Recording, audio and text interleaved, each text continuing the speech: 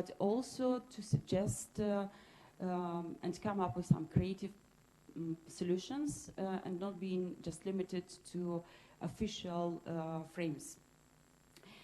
Then a few words about the modus operandi of today's event. Because we have so many distinguished speakers and limited time for these discussions, so I would ask the panelists from each panel to make a brief introductions of their views on the issues raised for up to 5 minutes.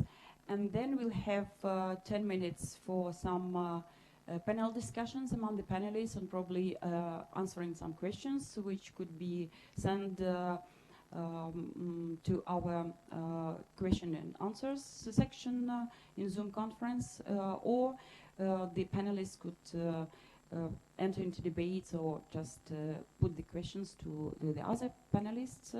This anticipated to wrap up every panel. And then at the end of the event, for the last 35 minutes, we've reserved the time for more active discussions among all the panelists and all the issues and topics raised, and also to answer the questions which could come up from the audience. And minor technical question related to synchronized translation, because we have a translator who has to switch from Ukrainian to English and vice versa. So I would ask also that when speaker finishes his speech, we would need up to 5-6 seconds for the translator to complete the translation. Therefore, some brief pause is needed for us to deliver a proper translation to the audience who are listening or watching us online at this round table.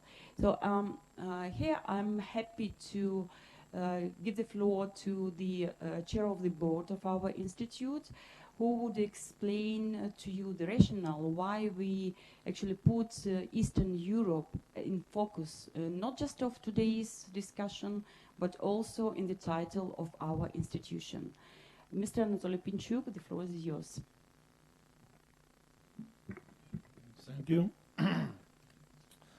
Let me begin with Это звук такой, что... А тот звук, что не слышно? Это вообще не слышно. Было же слышно? Ну, было очень плохо.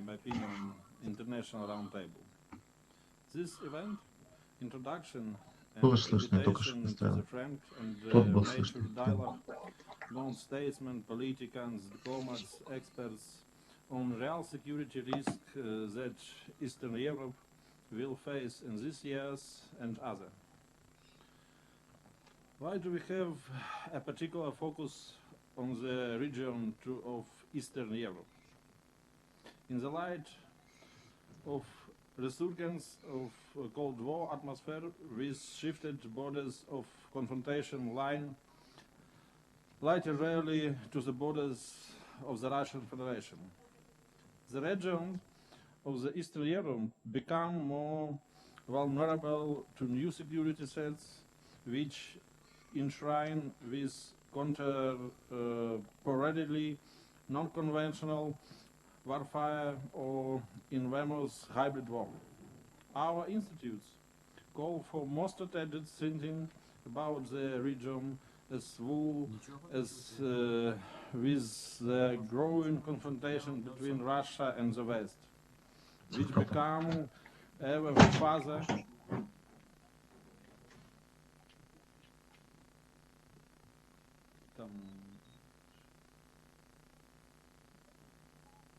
Я можу продовжувати?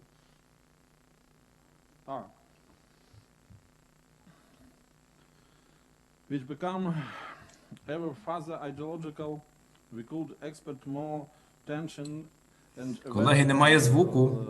latent for wars with Russia We trying to can't. extend its influence Colleagues, we beyond seem to have lost the signal. We also support idea of the development cooperation between East Europe country and SHE countries.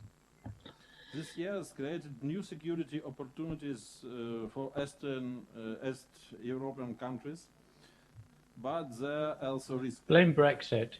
We are looking forward to new, more dynamic. Let's talk between ourselves, then we can hear you.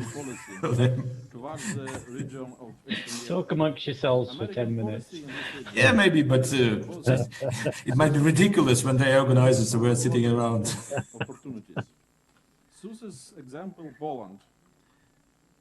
But we couldn't hear speakers. No, I can't hear anything. I can't hear Yeah, anything. it doesn't work. Maybe Russians are working against us, so we could be cautioned. Cyber attacks. Estonia should Exactly. help us. Exactly. Yes. Oh. We are looking forward to new, more dynamic approach to U.S. foreign policy towards the region of Eastern Europe. American policy in this region has both success stories and overlooked opportunities. Success example, Poland. Overlooked opportunities, unfortunately, Ukraine. We are confident that there is still a change for correction, an opportunity we are not going to miss. I am looking forward to fruitful exchange of views during this event. Знову якісь. Чути вас. Говоріть далі, будь ласка.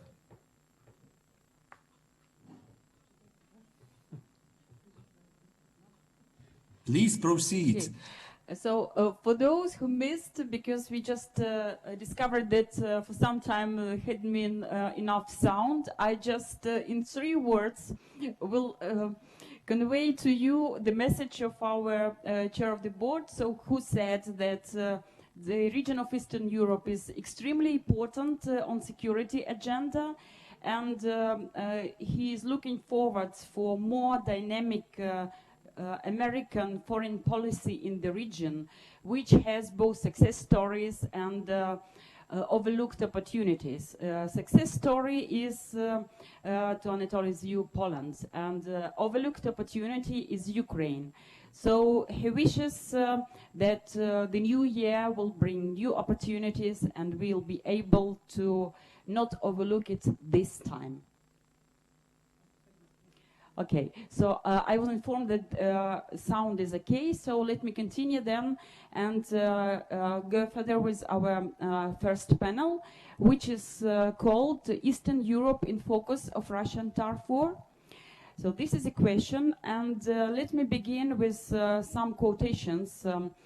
In 2014, the newly appointed United States State Secretary Antony Blinken said at one of the Brookings Institute events, "President Putin and Russia determine power from the position of geopolitical influence, which Russia must obtain."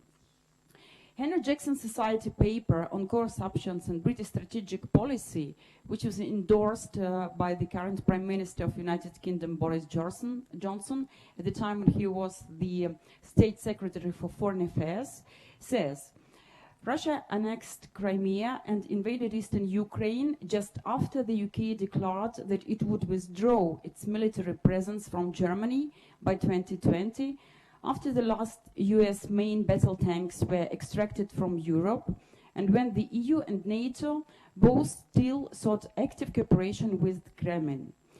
What this shows is that far from placating Russia, the drawdown of the British and American forward presence in Central and Eastern Europe may have encouraged Moscow into thinking that they no longer considered the region to be of strategic importance, leading ultimately to the destabilization of democratic allies and geopolitical revisionism by Russia."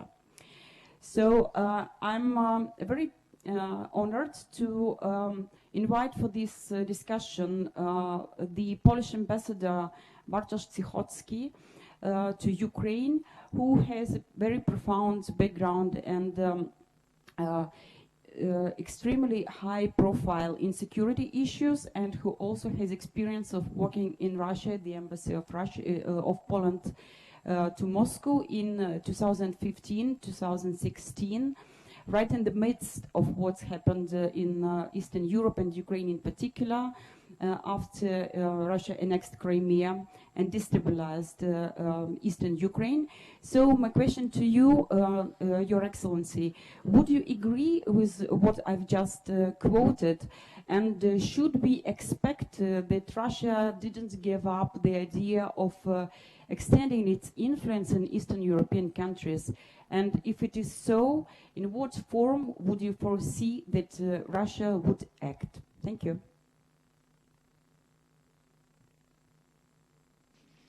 If I'm correct, it's my turn to speak. I'm not sure if you can hear me, but I see. Yeah, I see. Okay, thank you. Thank you for your question. Thank you so much for having me, and it's so encouraging to see all of you. Although we cannot touch each other, we cannot have a coffee, but Ambassador Danیel Frid, congratulations on the elections, and all the best with the new administration. We are neighbors with Minister Vasił Bodnár, but still we are rather meeting online than offline, so also unusual to meet. I'm very happy about it.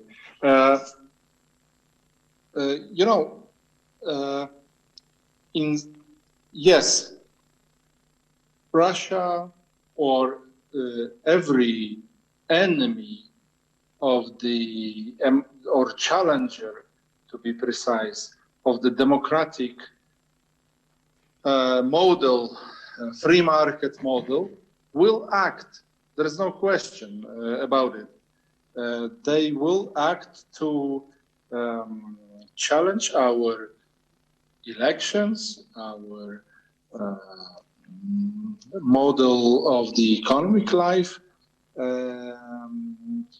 They will use every genuine source of division in our life. We have to be aware that only when there is division among us, when there is something genuine to create conflict, the enemy will act.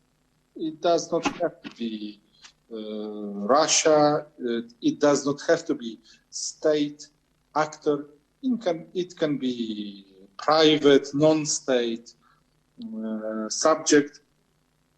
We have to be aware that the best defense is to create transparent, rule-based system, strong institutions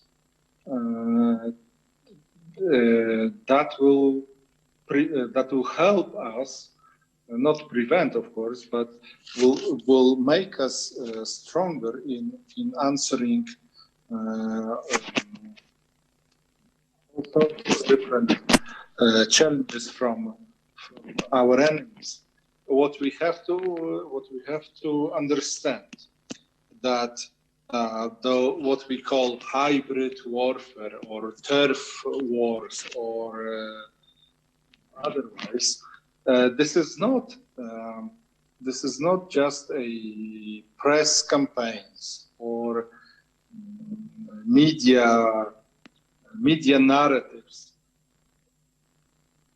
Our enemies design those attacks, those challenges, with using legal and illegal instruments. These would be press, business, but also organized crime, also special services, also we've been watching this. Novichok, Salisbury assault, Montenegro coup d'etat. These are not. This is our answer. Our thinking of resilience has to be based on the fact that just a legal, open sort think tank press is not enough. Our enemy is using state agencies, state instruments to attack us.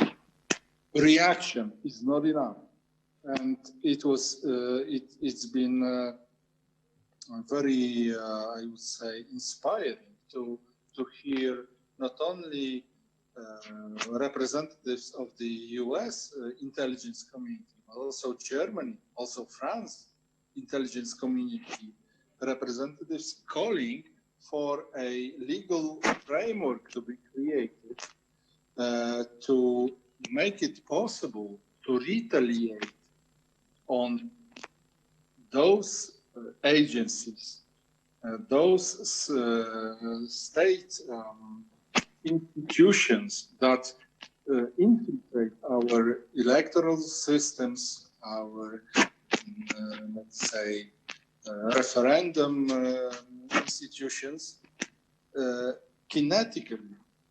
We should understand that the reaction is not enough. We should be active. We should learn from what our enemies are doing. We should. The sooner we will move the battlefield to the enemy territory, the better we are. Unfortunately, I mean, there is always this dilemma between security, democracy, and of course, we are democratic state, and we need legal framework, we need legal basis, maybe international one. But we will not be safe until we only react. We should think of the combination of different instruments, economy, social media, other banking system. Those laundromats in different countries were very cases of laundromats in different cases were very inspiring, and hopefully we are already there. Some NATO countries, there are some platforms already, Palace platform, other groups. I very much hope that with the new US administration, we will still continue certain agreements and the determination to counteract, not only react. The dynamic within Russia is very interesting. The dynamic within China, the dynamic within Iran. These are not kind of static environments. We should use it, and I think, and I'm absolutely sure that Ukraine, as a country with special, unique heritage, knowledge of Afghanistan war, of their Black Sea connections, traditions of different sorts of Turkey with Georgia. Ukraine has a special, I would say, responsibility to guide us, Euro-Atlantic community, in these difficult times. Sorry to say for too long. I'm not sure that I've been heard, but still, it was a pleasure to be with you. Thank you. Thank you very much, Your Excellency. You've raised some questions that definitely would need some further discussion. I'll be happy to do that once we have some introductions of the other speakers on the panel.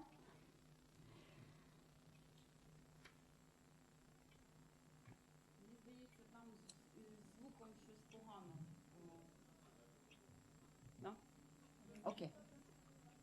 We had everything. What the ambassador said, we have everything, but I don't know what about the studio. Studio is not here.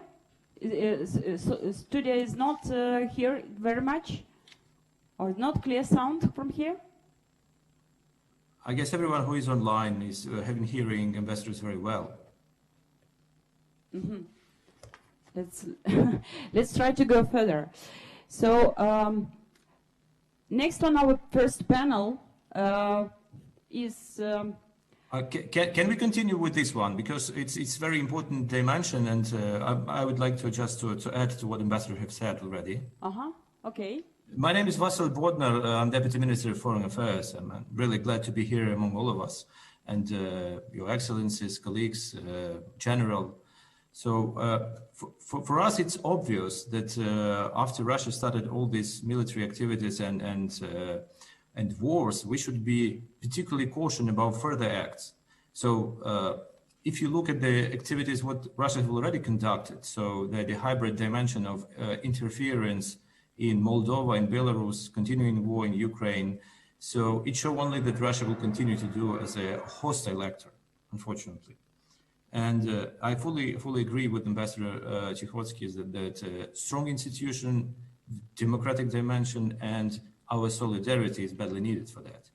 Because if we don't understand correctly what's going on in Russia and who is playing what role, we couldn't compose a relevant strategy to resist, to construct resilience, or even to defeat these hostile activities. And we should also think about not only to protect ourselves, but also to bring Russia to the ordinary law and to fulfill their obligations according to the international law. Because it is what we will now manage to do will then have the impact on future development in the region. And without the assistance of the United States, without the assistance of new administrations, it would be harder to do. Thank you. Thank you very much, Deputy Minister. So you've made a brilliant remark, which I would like to follow as an introduction for our next speaker. Let me quote 46th President of the United States, Joseph Biden, when he said in Foreign Policy magazine in January 2020, "We must impose real costs on Russia for its violation of international norms and stand with Russian civil society." So at the event at Brookings Institution, the new State Secretary of United States, Antony Blinken, said, "Isolation of Russia is of big importance.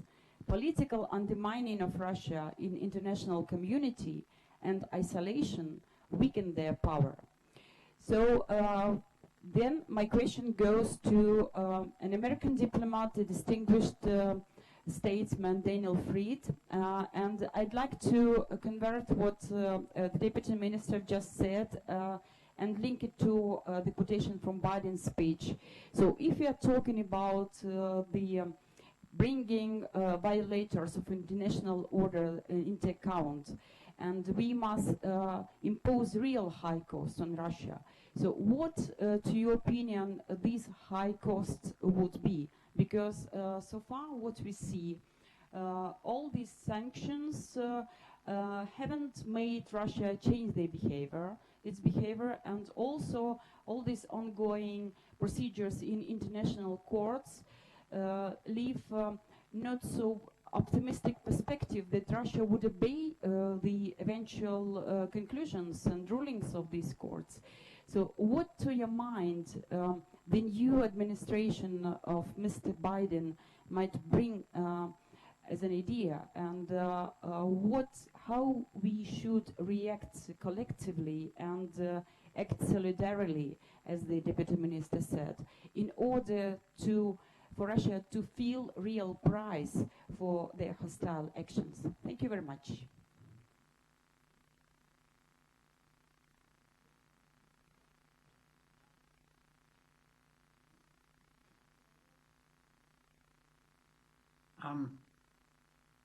I could not hear everything, but am I on? Is it my turn? Okay, great. First of all, it's good to be here. I'll start by expressing profound agreement with what Ambassador Cichocki said. I think that in the short run, Russian policy will not change. Putin will not change, though he will calculate his tactics based on the degree of resistance he receives from the West generally and the United States in particular. Russia can change. I am not one of these people that believes that Russia is doomed by virtue of its history to live down to its worst traditions. I think Russia could be better, but not this Russia under Putin. So we must deal in the short term with a Russia which is, of course, going to be aggressive, both in general and with respect to Ukraine and the countries of Central Europe. I read in the program a question whether the Russians were going to use disinformation with respect to COVID. Well, the answer is they already are. I've just sent around an article analyzing Russian disinformation efforts in COVID particularly. The interesting question is what we do, and I'll get to the Biden administration in a minute. What do we do? And this is where I'm in profound agreement with Ambassador Cichocki, who said that we need to strengthen the institutions of our democracies and strengthen the rules-based system and strengthen the rule of law. That is our best defense: transparency, a rules-based system, and strong institutions. Start with that. What we Americans learned in the Cold War, and we made a lot of mistakes, but what we learned was, don't become them in order to fight them. Our strength is our democracy. That actually worked. That sounds naive, but it turned out to be critical. Our support for democracy in Poland in the 1980s was a strategic investment as well as an investment in values. Our support for democracy in Belarus and for Ukraine's sovereignty now is an investment that is good for us as Americans and good for the free world. Very simple stuff. On defense, because we have to defend ourselves, drying up channels of Russian corruption and dirty money flows is something the Biden campaign raised last year. And I stress this because the Russians use disinformation and dirty money against us all. They use more direct methods against Ukraine, but they use disinformation and corruption against us all. Start with strengthening our defenses and our institutions. The question came up, how do we go on offense? Supporting democratic movements and democratic dissidents and a free press is an investment which we learned to make in the 1980s, and it worked, and it's an investment we should be making now. Whether it is support for the democratic aspirations of the Belarusian people, or for freedom in Ukraine, or support for Navalny, who I understand raises mixed emotions in Ukraine, but he is nevertheless a force of opposition. We can take the fight to them by using democratic means. We're no good at disinformation, we in the West, and we shouldn't try it, like ever. But we are good at supporting our own best values. The question came up about the Biden administration. Look, there is a large overlap with the Obama administration, except that they tend to be stronger on issues of defense of freedom and a little bit tougher on Russia. On the whole, a little bit more than the original team of the Obama administration. You won't see a reset. The phone call between President Putin and President Biden was actually, I'm told, a little better than the White House readout, which could have used some drafting changes, but it was better than that. It's not a reset. Toria Nuland, as Undersecretary of State for Political Affairs, the number 3 person in the State Department, is not going to raise any enthusiasm in the Kremlin. She should raise considerable enthusiasm in Ukraine. She is known as a hawk on Putin. Not anti-Russian, not at all, but a hawk on Putin. It is a solid team. Tony Blinken, all right, I'll tell you a story about Tony Blinken. In 2014, the Obama NSC was divided on how strong the US response should be to Russia's attack on Ukraine. They were divided. It wasn't clear to me that I was going to get the mandate I needed to negotiate sanctions against the Kremlin with the Europeans. But Tony Blinken, who is Deputy National Security Advisor, gave me the political backing and the policy backing I needed. He was quiet about it, but he was effective. I'm not going to forget that, and you ought to know that.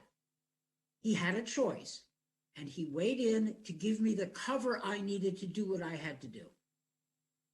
And so and the Europeans stepped up.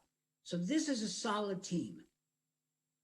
I don't know who the Assistant Secretary of State for European Affairs will be, but the names I've heard are all people which would make Ukrainians and Central Europeans comfortable.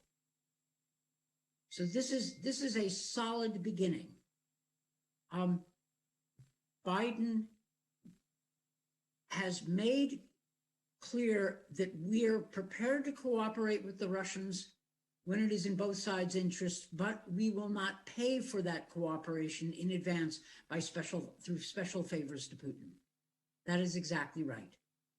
We need to be able to cooperate, but not at the expense of other countries. No dirty deals. I think that's where Tony Blinken is coming from. And remember, the National Security Advisor, Jake Sullivan, had a lesson in Putinism after the invasion of Ukraine and in the way that they attacked Hillary Clinton after she spoke up in favor of Russian democracy in 2011. So I'm optimistic about the Biden team. I think they're strong. Much will depend on Ukraine's own internal reforms. And I say that I'm going to end with an analogy to Poland in the early 1990s. Poland did not immediately start pressing for NATO membership in 1991, 92, 93. They were busy fixing themselves at home. They succeeded. By the time they started pushing for NATO membership in 93, 94, 95, they were already a success at home. And that success gave them political capital, which they could use in Washington for the sake of NATO membership. They generated their own political capital through reform, transformation at home, and then invested it in security and strategy. That was exactly the right thing to do. It gave them the power to shut up the opponents of NATO enlargement. And General Clark knows this very well because he was a participant in all of these debates. He was there and can tell you how the Poles managed it. And the strongest card they had was their success at home, their free market, democratic rule of law transformation, which gave them political weight. What I'm saying is perfectly obvious. The Russians will try to destroy Ukrainian sovereignty from within. They want Ukraine to be a mess, to be corrupt. It serves their interests. They don't want Ukraine's reforms to succeed, because if they do, it will be fatal to Putinism, because it will show Russians that there is a better way available to them, to the Russian people. If the Ukrainians can do it, that is Europeanize, reach what did Ambassador Johotsi say? Transparency, a rules-based system with strong democratic institutions. If Ukraine can do it, Russia can do it. And Putin is terribly worried, I suspect, that the Russians will get that message. You want offense? Yeah. Success in Ukraine is a great, great tool for our mutual freedom. Anyway, thank you for this invitation. It's great to be here and great to see General Clark, and all of you. Thank you very much, Ambassador. So let me then go to our next speaker, the chairman of the Committee of Foreign Affairs of Seimas of Lithuania, Mr. Žygimantas Paviljonis, who is a career diplomat himself. And I would like to a precise discussion on the following assumption. Russia always refers to foreign policy quick wins as means to deter attention from internal problems or in order to generate support to the ruling elite. This we've seen with the annexation of Crimea, for instance, because the polls at time shows that this generated the support to Putin and raised them multi-times, up to 80%. However, we could doubt the actual figures according to statistics, but still the support was quite high at the time. What we should expect in this year and in light of forthcoming parliamentary elections in Russia in September, because we've seen already the Navalny case, and what we're hearing quite triumphant comments on Russian vaccine against COVID-19, and the demand for this vaccine in the world shows us exactly the same, that Russia tries to distract attention from internal problems to some sort of triumphant international standing. So, Mr. Paviljonis, according to your view, will Russia resort to more brutal hybrid activity in Eastern Europe in light of the forthcoming parliamentary elections? And if it is so, could we also expect that COVID-19 vaccine could be used not just in disinformation, as Mr. Fried said, but also as a tool of extending its influence in a quite latent, hidden way in Eastern Europe? Thank you. Thank you so much. Well, I would better continue the line of our good old friend Dan. Also citing Toria Newland, Karamurza used her sentence recently in his recent article. In no small measure, the United States and its allies enabled Putin's boldness. I would better speak our own strategy. Yeah. I completely agree with Dan and Polish ambassador about our resilience, about our own readiness. Yes, that's not even need to be mentioned. We always have to be ready, you know, with our own baggage of reforms, stand in that train station and wait for the train. But I will speak better about the train. And I will provoke Dan further, you know, explaining about his own legacy and legacy of General Ueslì Klárk, what you did for us. You know, 30 years ago in Lithuania, we had our own Maidan, January 13 events. But it was a result also of a very clear strategy of the West. You can call it Europe whole and free. You can see it in Reagan's Westminster speech of '82. You can see it in, you know, Reagan statement in 1987, tear down this wall. But the West was very clear. They embrace democracy. They build institutions who promote democracy, defend it. and they are fighting with autocracy that then was the Soviet Union. And look to our history, to the success of this dance strategy, I would say. You know, we had our Maidan in 91, declared independence in 90s. Already in 93, in European Council in Copenhagen, we had a clear message from EU that free trade with Baltic states will or might actually lead to association agreements that might lead to membership. Clear message. We have a strategy for the Baltics. Russians don't interfere. We will fight for them. Well, it took some years to make it very clear. Estonians got that signal in EU in 97. We got it in Helsinki in 99. Okay, 7-8 years. And finally, for the Baltics, 2002. So it took 9 years from our Maidan to the realization of that Europe whole and free strategy. But the West was very clear. We will fight for you, you do your reforms, and you have the light in the end of the tunnel. Unfortunately, and Dan knows it very well, and he was the participant of Bucharest NATO summit, we were fighting for that strategy together, and we lost the battle. We made a mistake. We accepted Putin's arguments that, you know, please forget your strategy, listen to my strategy, be weak, do nothing, and Ukraine and Georgia will be sovereign and we will all be happy. It didn't happen. In 2 months, occupation of Georgia. Okay, in few years, occupation of Ukraine. After Georgia war, no reaction from the West. Well, vice versa, you know, reset with Russia, embracing Putin's victory or actually occupation of Georgia, to make it very bold Lithuanian translation of it. So mild reaction, some reaction after Crimea, maybe it stopped the advance, but in general, we lost the strategy in Bucharest. And you see the picture.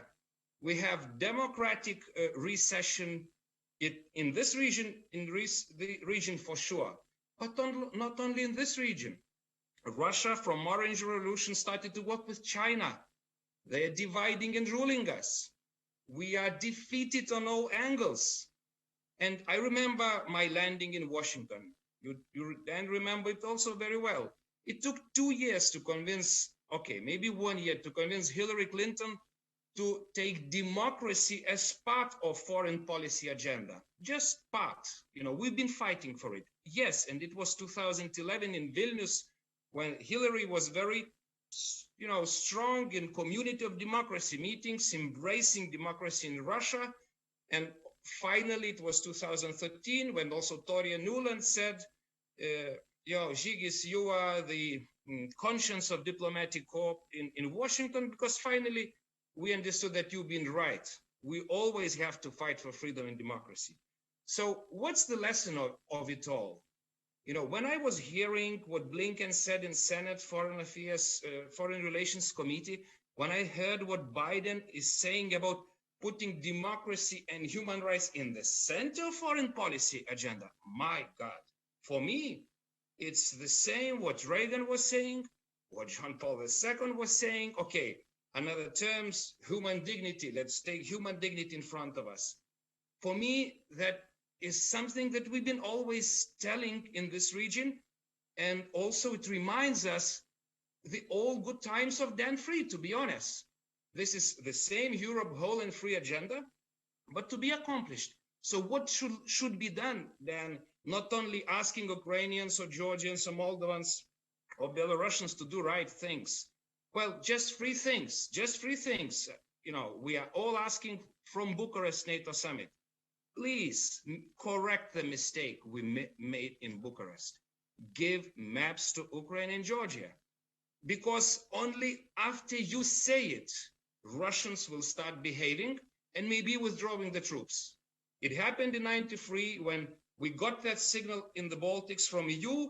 In 93, well, miracle or not, Russian troops started, well, actually were withdrawn from Lithuania.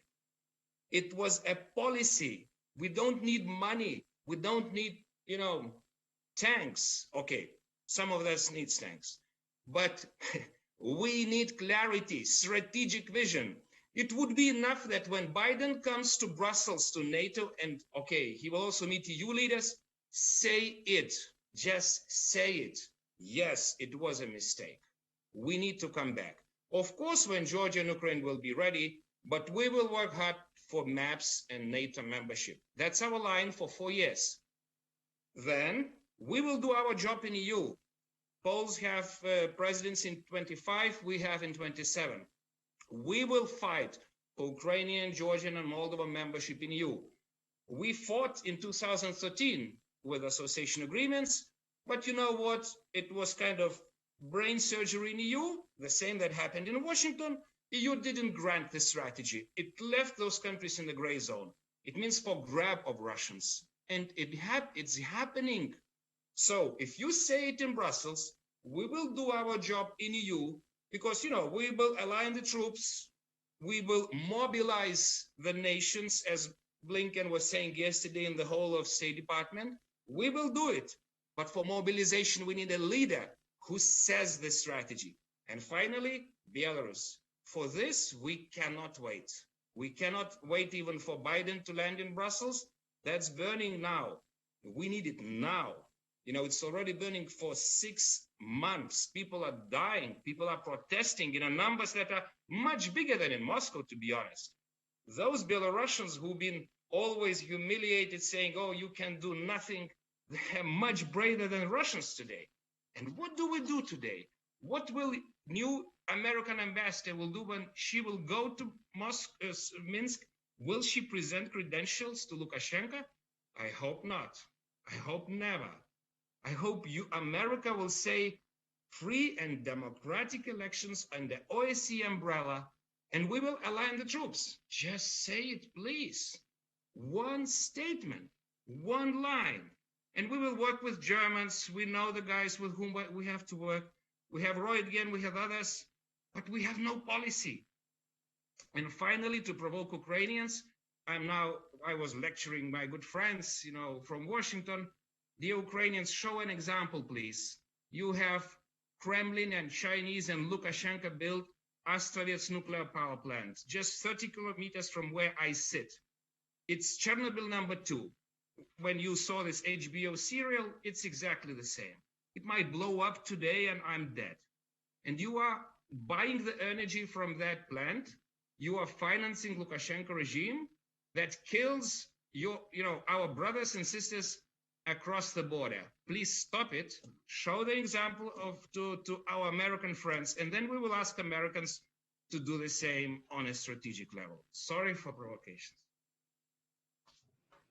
Thank you. Thank you very much, Mr. Pavilion. So you provoked not just all of us, but most of all our next speaker on the first panel, our member of the board, Mr. Mihайло Гончар, because he is an expert in energy security, and they've done a perfect work on Russian octopus case Ukraine, where they described a lot of malicious activities and different hybrid forms that Russia does in Ukraine. So I would ask my colleague then, first of all, to comment to what Mr. Pavilion just said about supporting Lukashenko regime by buying the energy, and then just to give us your view of what hybrid forms of Russian turf war we could see in Eastern Europe in the coming years. Thank you.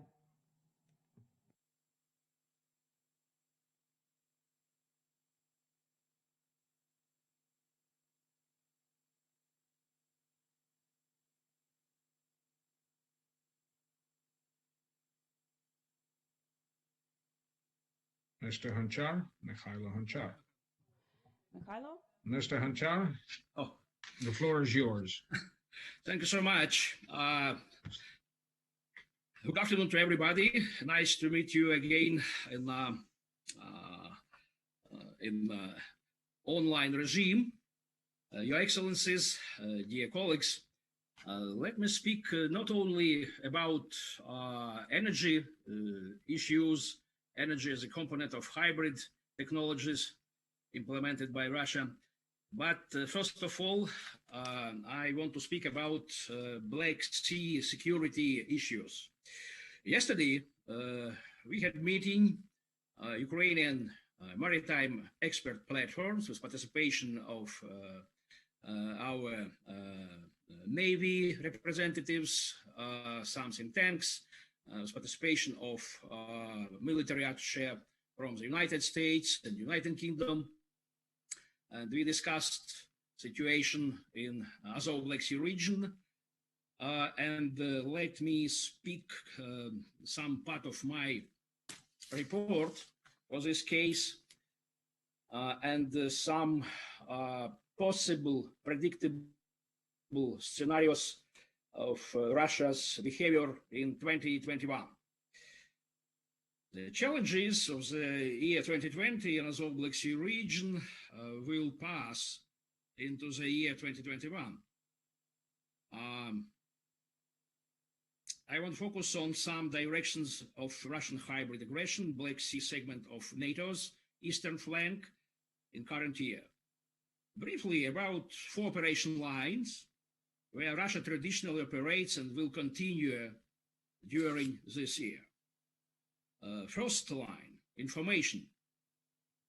Very briefly, disinformation campaign against NATO, Ukraine, and Georgia, as well as against 2 new NATO's springboards, will go on traditionally. This corresponds to the context of traditional portraying NATO and the United States especially, and the West, as an enemies. It started at the very beginning of the year in Russian propaganda, and the chief speaker of Russian State Duma, Volodin, said that United States and its allies in NATO are expected to interference in the elections. You know that elections into State Duma will take place in the September of current year. So Russia is ready for US interference. It will be one from main narrative which will continue in Russian information space. And if you take consideration last speech of Putin in Davos Forum, he concentrated on the new connection between Russia and Western Europe. Western Europe. Not Europe without United States, of course. So it means traditionally line how to create new cracks between Europe and America. How to provide more deep cracks between Central and Eastern Europe and Western Europe. So coming soon, new narratives, traditional narratives, and others. Second, political and diplomatic operational line. Russia will continue to influence through its high-level context, enhancing distrust toward Turkey between NATO partners, first of all between Ankara and Washington, D.C., Ankara and Paris, Ankara and Berlin, Ankara and Bucharest. It will be also try to strip up the conflict in Eastern Mediterranean between Turkey and Greece. Russia will make a particular efforts to keep Turkey and Bulgaria as its Trojan horses from Kremlin point of view in the Black Sea region.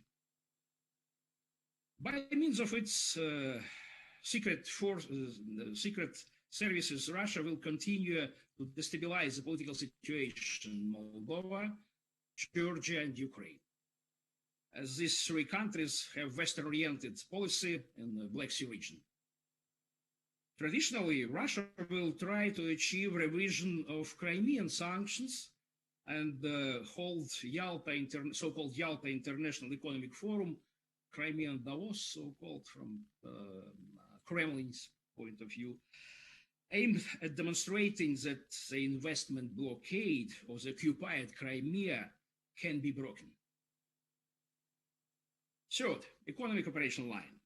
Russia will make an all-out effort to finish the construction of the second line of the Turkish Stream on the territory of Europe to Austrian hub Baumgarten and start operations.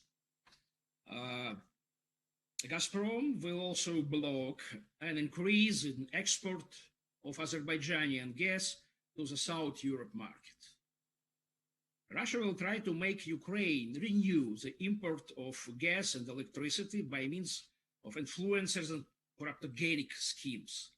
We see now some behavior of not only Gazprom, but other possible actors, how to re-establish gas trading between Russia and Ukraine. Of course, it's impossible in the case of continuation of Russian aggression, but from my point of view, Russia unofficially proposed that how to re-establish cooperation, and this is some background to how to provide more quickly solutions for Donbass conflict. Russia will continue its hidden blockade of the deep sea Anaklia port project in Georgia in order to direct prospective fracht traffic, including the traffic within the Chinese project One Belt, One Road, to its port Tamань. The seabed there was deepened, and the capacity of Tamань port increased up to 60 million tons per year. It's seriously.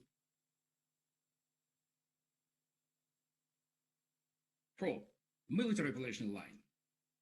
Further militarization of the Black Sea and Caspian Sea basins under the propaganda narrative that the Black Sea is the sea of NATO, where Russia is the only that confronts 3 NATO members.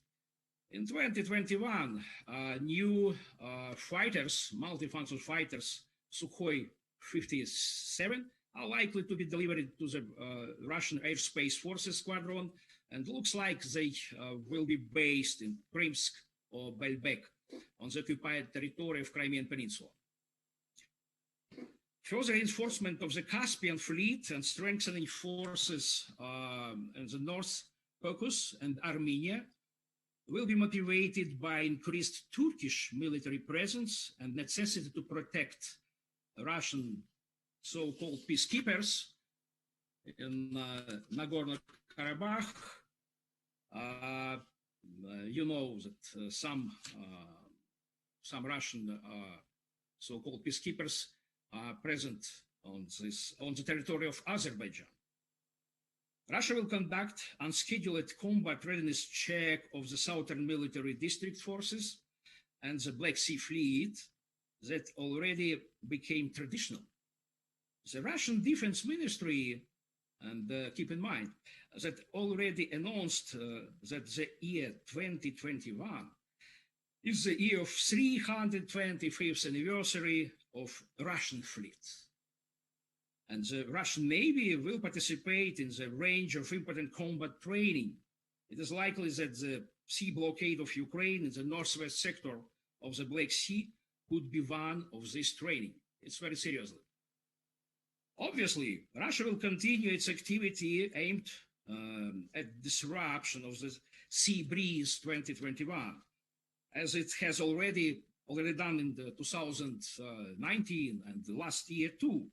Russia traditionally can provoke an armed incident in order to accuse NATO in aggressive activities. We see this situation last summer. It is important to pay attention to the Crimean problem. The water crisis, water deficit, in the occupied peninsula will stimulate Russia to pressure Ukraine with high probability of the threat of forces. It was quite demonstrative when the end of 2020, Russian started talk about the under Azov sea water below the sea floor in the Azov. It's worth to mention that even Russian specialists cannot identify an author of this idea, crazy idea, absolutely. But consequently, it shows that this idea was created with absolutely different purpose. From my point of view, in reality, we can assume that the Kremlin has again focused on Azov, and the Putin statement about the water for Crimea from undersea flow should be understood as justification for further de facto annexation of the Azov Sea. It could happen under the cover of search work, some exploration with deployment of drilling equipment, drilling rigs, for example, in the adjacent to Crimea sector of Azov Sea. It is similar to Chinese action in South China Sea. So Chinese experience for Russia. What do we need? Only 2 points. In the last week publication for the Center for European Policy Analysis, General Ben Hodges described not only the situation in the Black Sea region, but also the steps that should be taken. I want to talk about that. I'm sure that many from you have read that. It's a very deep research. But I would like to underline that Ukraine really needs the support of the Crimean platform, which will be presented in August 2021. It's a new instrument for not only for Ukraine diplomacy. Crimean occupation is not only Ukrainian problem. So we need strong cooperation between Ukraine, United States. We very good remember Crimean Declaration issued by Department of State in the July of 2011. It's a very important step. And we have good cooperation with our Romanian colleagues in the Black Sea. And after yesterday, we had a serious conference with new strategy center in Romania. They supported our efforts too. Obviously, our countries, Black Sea countries, country members of the NATO and pro-NATO Ukraine and Georgia, need more cooperation and collaboration in bilateral framework and multilateral framework in accordance with preliminary agreement. In the case of Romania, in accordance with interministerial agreement, Ministry of National Defenses signed last year. My apologies. We need more cooperation. Yes, it's my last point. More cooperation in the triangle United States, Romania, Ukraine. We have some prospects for joining United Kingdom and Poland too. Serious tabletop exercises, Coherent Resilience 2021 will take place in Ukraine around topic of the protection of maritime critical infrastructure with support of Lithuanian, located in Lithuania, NATO Energy Security Center of Excellence. This Center of Excellence, second time, will support to organize these top table exercises. First time it was 4 years ago. So we have more or less fine situation for cooperation between NATO, between United States and United Kingdom and Ukraine, Georgia, and Romania in the region of Black Sea. We need more cooperation, and I think we will have opportunity to neutralize Russia, of course, not during this year, but during upcoming years in the Black Sea region. Thank you so much. Thank you very much, Mihajlo. So you've perfectly covered two out of our next panel's issues, but from the point of Ukrainian vision and suggestions. So it's going to be a bit of a time for the General Clark to think over how United States and NATO might respond to all this. And also this is part of the question that I've put to Mr. Timothy Less, who was supposed to speak on sub-regional security alliances of mixed nature, NATO and non-NATO members. So this is something to think over about, but let me go further to our second panel, and first of all thank our speakers from the first one for their quite enthusiastic introduction, regardless all these technical difficulties, and then for the speakers of our second panel for your patience, because we are definitely lagging in time, and I know that some of the speakers have to leave at some precise time, so I would definitely encourage everyone a bit to speed up with your first introduction for us to be able to have some interactive discussions afterwards. And also, just to finish with the first panel, the last remark with regard to this, we've been waiting till the last minute for the Secretary of the National Security Council, Mr. Danilov, to come.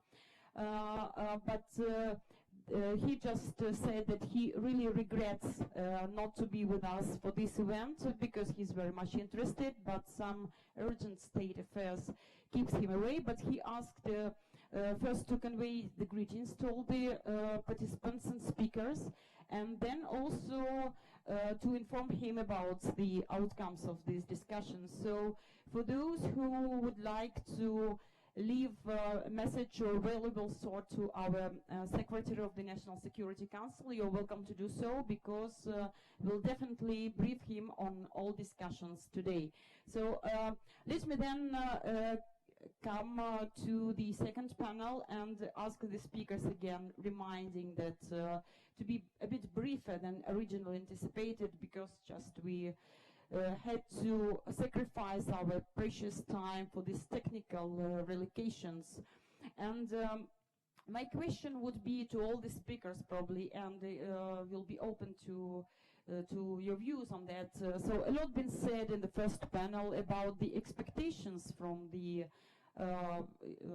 American foreign policy and the Biden administration, and some of the issues that would encourage either to act more tight, as Mr. Frid said, with regard to Russia, or as Mr. Paglionis a bit criticized, welcoming Russians, supporting human rights situation in Russia, and focusing in the foreign policy on this particular element in Biden's administration. So the question to all the speakers: what's, in your view, how would you see the foreign policy under Mr. Biden? Let me start with Professor Amir Ahmadi.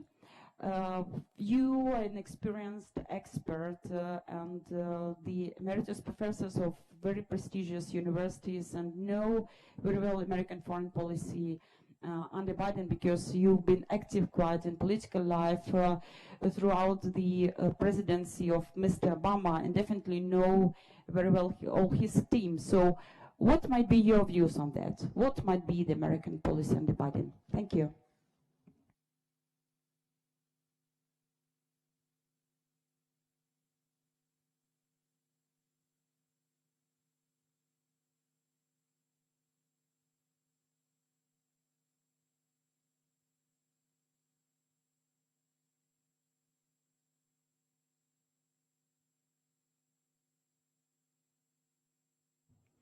Professor Amir Ahmadi, can you hear us? Yeah. It's my turn? Okay, thank you. It's hard to hear. All right, let me say hi to everybody. It's an honor to speak at such a distinguished panel of colleagues. I'm an academic, so I take an academic approach to the issue.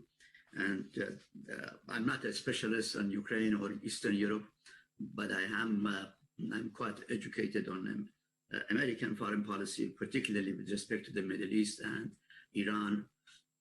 And I wanted to use that experience for today. First, I'm asked to basically talk about President Biden's foreign policy. Well,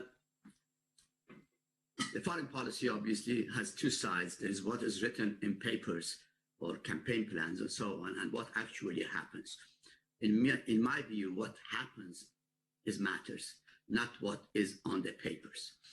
So whatever you hear from President Biden, Secretary Blinken, is one issue, and the second is to just watch what they do. So that's the key. In my view, broadly speaking, American foreign policy is going to pivot extremely strongly toward China. China is the enemy number one. And in this respect, President Biden's policy will not be any different from former President Trump. It would be probably even more anti-China. When it comes to Russia, I believe there is a sea difference here, that President Biden is a person of Cold War. He grew up under the Cold War. He grew up to see, Russia as an enemy, that is the former Soviet Union, and he continues to have that view. So he is going to be very much tough with Russia, and that's a good news for Ukraine to some extent. So as far as the transatlantic reset, obviously President Biden is going to have that reset, and that's a difference with President Trump. But I think it's going to be very slow and also very cautious. That transatlantic is not what it used to be, for example, under President Obama. It is really different now. I mean, with Brexit, the European, theater, international policy theater has changed significantly, and that's going to impact President Biden's approach to Europe. I believe in Middle East, the U.S. is going to have some kind of a disengagement, but not that much. Iran remains a major issue, and President Biden has had a very good, cordial relationship with the Prime Minister Netanyahu, and that Arab-Israeli peace process and engagement and approachment is going to be a major issue, and I think President Biden will continue that policy. But so therefore, I think the policy in Middle East is going to be basically strengthen this Arab-Israeli, the peace process, and to confront Iran. I don't believe that the President Biden is going to so easily return to the JCPOA, the nuclear deal. He will have a serious problem there, but nonetheless, he will, on the paper, try to make some moves. The U.S. is also having countries like India and Brazil emerging as major competitors, global economic competitors. And the U.S. is going to certainly take that into consideration in its global strategic move. Again, I think President Biden, as was said, is going to focus on, to some extent, on democracy and human rights. But I believe at the end of the day, that will remain more like a slogan that actual, that is the U.S. National interest in throughout the world is increasingly more economic and security, and then maybe you may consider democracy and human rights as an element of that democratic process. It certainly is, but Americans are focused on economy. This country is economically in trouble, that the President Biden has a huge problem domestically in his hand, that he has to deliver all of these promises that he has made to the, 70-60% of Americans who have a hard time these days, not just because of the COVID, but just because the economy has increasingly, at least relatively, declined. I mean, everybody now expects the America to become a number 3 economic power, following China and India even within 10 years, maybe even earlier. So, President Biden needs to focus on economic matters. He must, and he will, I believe, focus on that. Now, these are the general stuff, but let me just quickly go to the Ukraine side. I think Ukraine is fortunate to have President Biden for a few reasons. First, of course, his knowledge.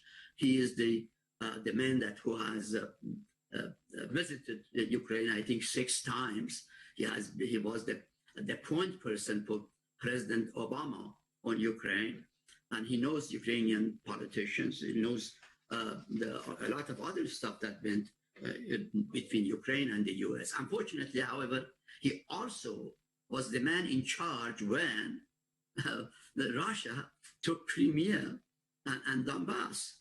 And that administration, the Obama administration with Mr. Biden next to him, did not do much. In fact, the idea in America at that time, I remember when they took over Crimea, by accident, I was in Kiev. I was in Kiev when this happened, and I was hearing here and there from the Americans and others that, listen, nothing important has happened. Historically, Ukraine is a part of Russia. Crimea is out there. It's just a Russian territory, sort of, and that nothing particular has happened. So why should we worry about Crimea or Donbass? And after all, that's their problem. We cannot just make that their problem to be our problem, the American would say at the time. I'm talking about President Obama. In fact, President Trump did a better job, at least gave some military assistance to Ukraine that Obama had refused. The point I'm trying to make is that there are certain things out there, the real that we have to consider what it is there. One big issue with President Biden, and that Ukrainians have to really be very careful about, is that in the U.S., there is a lot of talk, right or wrong, misinformation, fake news or what, that there has been some corruption issue between Biden's son and Ukraine. And that issue is not going to disappear. I think increasingly it's going to come up after, these Republicans come out of their defensive posture. They are going to go on offense against President Biden and others. So that is extremely important, and that makes President Biden extremely careful in opening up so quickly to Ukraine. He really has problem on that issue. Ukrainian must understand that is an issue, that you cannot just expect President Biden to immediately come to Ukraine, or some people will say he has to pay a visit to Ukraine in a year. Impossible. I think I would say it's impossible and realistic, and he has to solve some of these issues before he can make that move. All right. So again, these are the issues. But at the same time, President Biden has concerns that are very critical to the Ukrainian situation. I mean, he knows about this territorial integrity and the security issue of Ukraine. I believe he understands the hybrid war the Russians are, waging against Ukrainian from ground to sea, to air, to cyber, just everywhere. So that's very, very critical. I didn't understand that. I think, unfortunately, however, here I have to make a word of caution. President Biden, I don't know, for whatever reason, he believes, he likes the word federalism. He really likes the word federalism. And I want to caution Ukrainian on that. I know, because federalism is the end of Ukrainian integrity, territorial integrity, in my view. Again, I'm not a Ukrainian specialist, but looking from everywhere, given the situation in Ukraine, federalism is the end of Ukrainian territorial integrity, and that has to be resisted. I don't know how would you sort of take that message to President Biden and tell him, please do not talk about federalism when you come to Ukraine. It's dangerous. All right.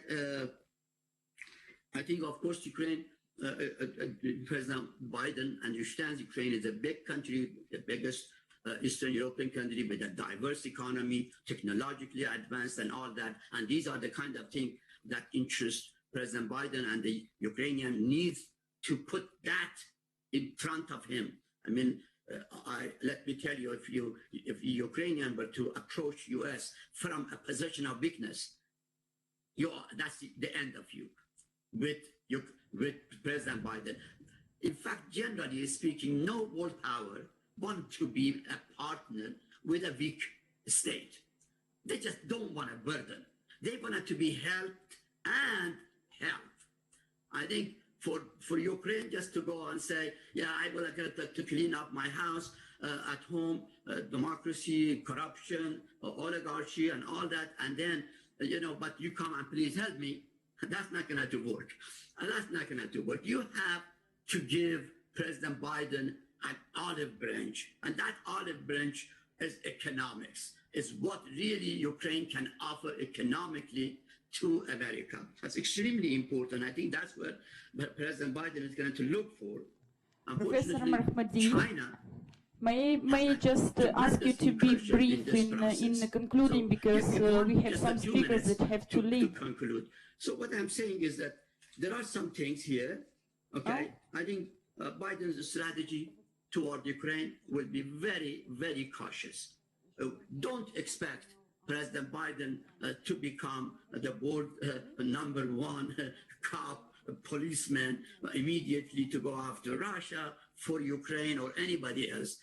The U.S. foreign policy will be extremely cautious in dealing with Russia and Ukraine, and it's not going to get that quickly engaged in Ukraine. You really need to approach this issue carefully and measured, and from a position of strength and realistically.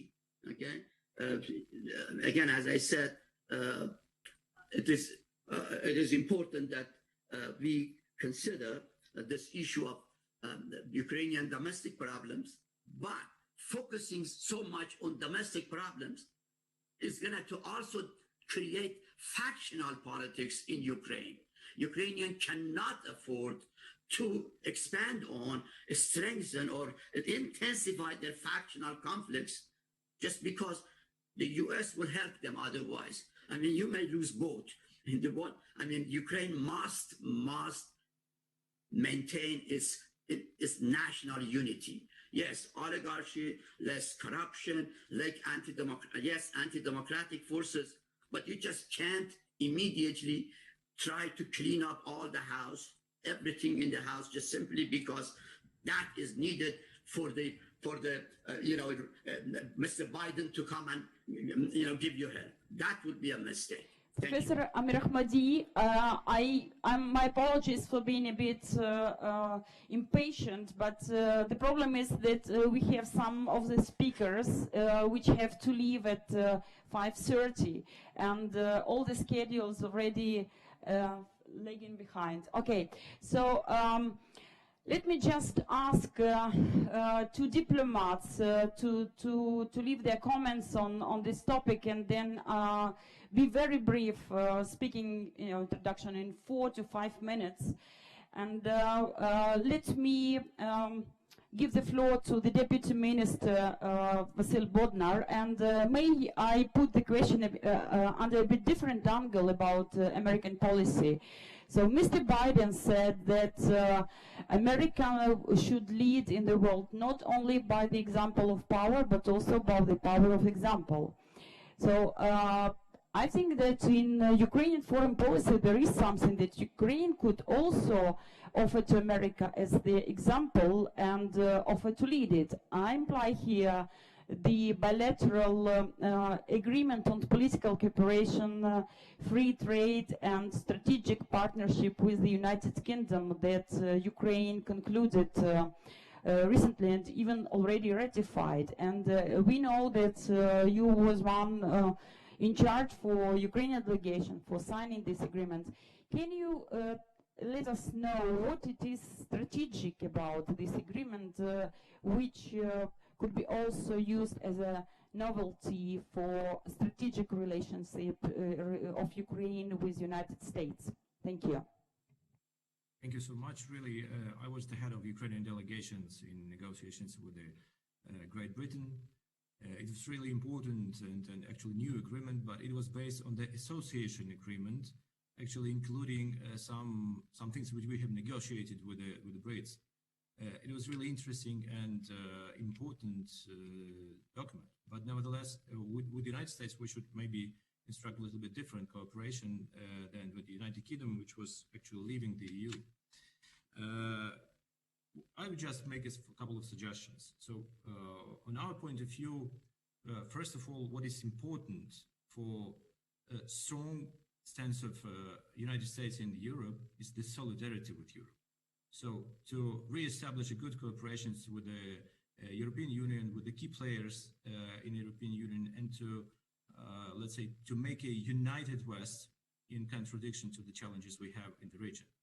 It's one of the important dimensions which actually also influence us because, as you know, Germany and France is the part of the Normandy Forum and will be highly interested in engaging more actively the United States in the process of settlement of the conflict with Russia.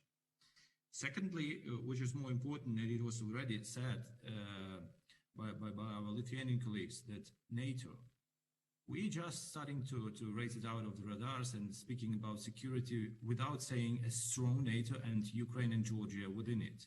MAP, just the response for that, it is really important for us. We have all our things in comparison with 2008, but the political challenges which continue to be important player in this regard, they will also exist. The political decision is strongly necessary, and it will protect and prevent from further escalations in the region. We believe so. And with regard to the Ukraine-US partnership, so we really to strengthen and to actually, I agree with them with Professor Amiram that okay, we should take into consideration on previous situation within the United States with regard to Ukraine. But nevertheless, we have a strategic dimension of cooperation, and we should continue that.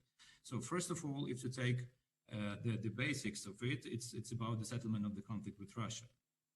More active engagement in the negotiations on Donbass, participation in the Crimean platform, which is a new dimension or restored dimension of pressing on Russia, and sanctions policy. Sanctions should be, let's say, more aggression, more sanctions, like vice versa, more reforms at the second dimensions, and more assistance. That is the other key tool, which is important also for continuing all these things which have been already done in Ukraine, but to continue it effectively, to finalize it so that it could create an effective, resilient state with regard to all the threats we have, starting from corruption and into Russian aggression. And as well, the military dimension of cooperation. However, we would like to avoid it, but if you have tanks or at least javelins, it assists you strongly to defend yourselves. In 2014, there was no ways of stopping Russia only having some military forces or even volunteers who have been fighting against the invading forces. So still, it is badly needed. Actually, we understand that our homework is to reform the military-industrial complex and the whole system of Ukrainian armed forces, But it is one of the things which we couldn't avoid if we would like to construct a strong resistance to Russian aggression. To have it doesn't mean that we should immediately go to the front line and fight them on the battlefield. But it means that stronger Ukrainian army is the less temptation of Russia is to invade or to continue aggression in any case. And this resilience means, first of all, military, and secondly, it's democratic institutions in Ukraine. Because really, I fully agree with Ambassador Frid that there was the first point not to repeat Russia.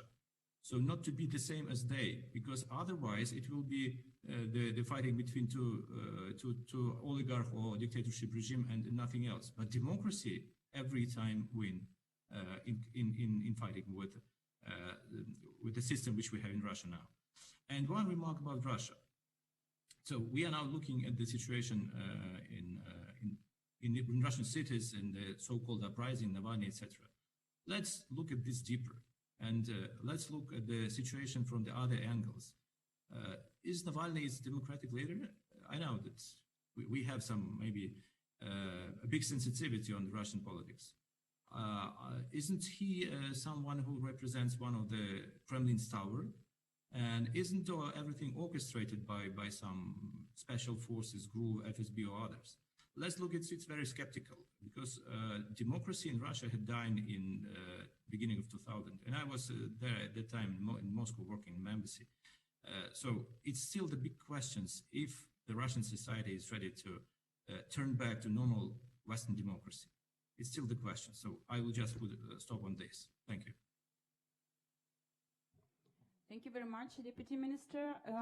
May I ask our colleague, the political counselor of the U.S. Embassy in Ukraine, Mr. Gerenbeck, to give his probably reflections to what our Deputy Minister said, the expectations, and probably what you know so far in official instructions that the Embassy receives already. What the new approaches we can spot in the foreign policy under the new president? Thank you. Sure, and thank you very much for hosting us. This is a really interesting conversation, and it's great to see some familiar faces. Ambassador Frid, you may remember almost 13 years ago, you and I went to look across the administrative boundary line of South Ossetia at the Russian forces. And I'm very sad to see that nearly 13 years later, we're still talking about Russian aggression, but that's where we are. So I am here to offer a couple of very fundamental points. As I think you all are very well aware, my new bosses are very new on the job. My new Secretary of State actually just had his first day in the office yesterday. And so they're, of course, very, very much still in transition. So we're still waiting to get some very specific guidance. So I'm probably not going to be able to answer very specific questions today. But I did want to just touch on a couple of very fundamental points, many of which have already come up here today, and maybe provide a little bit of reassurance on where the United States is and where we're likely to continue to go in the next few years.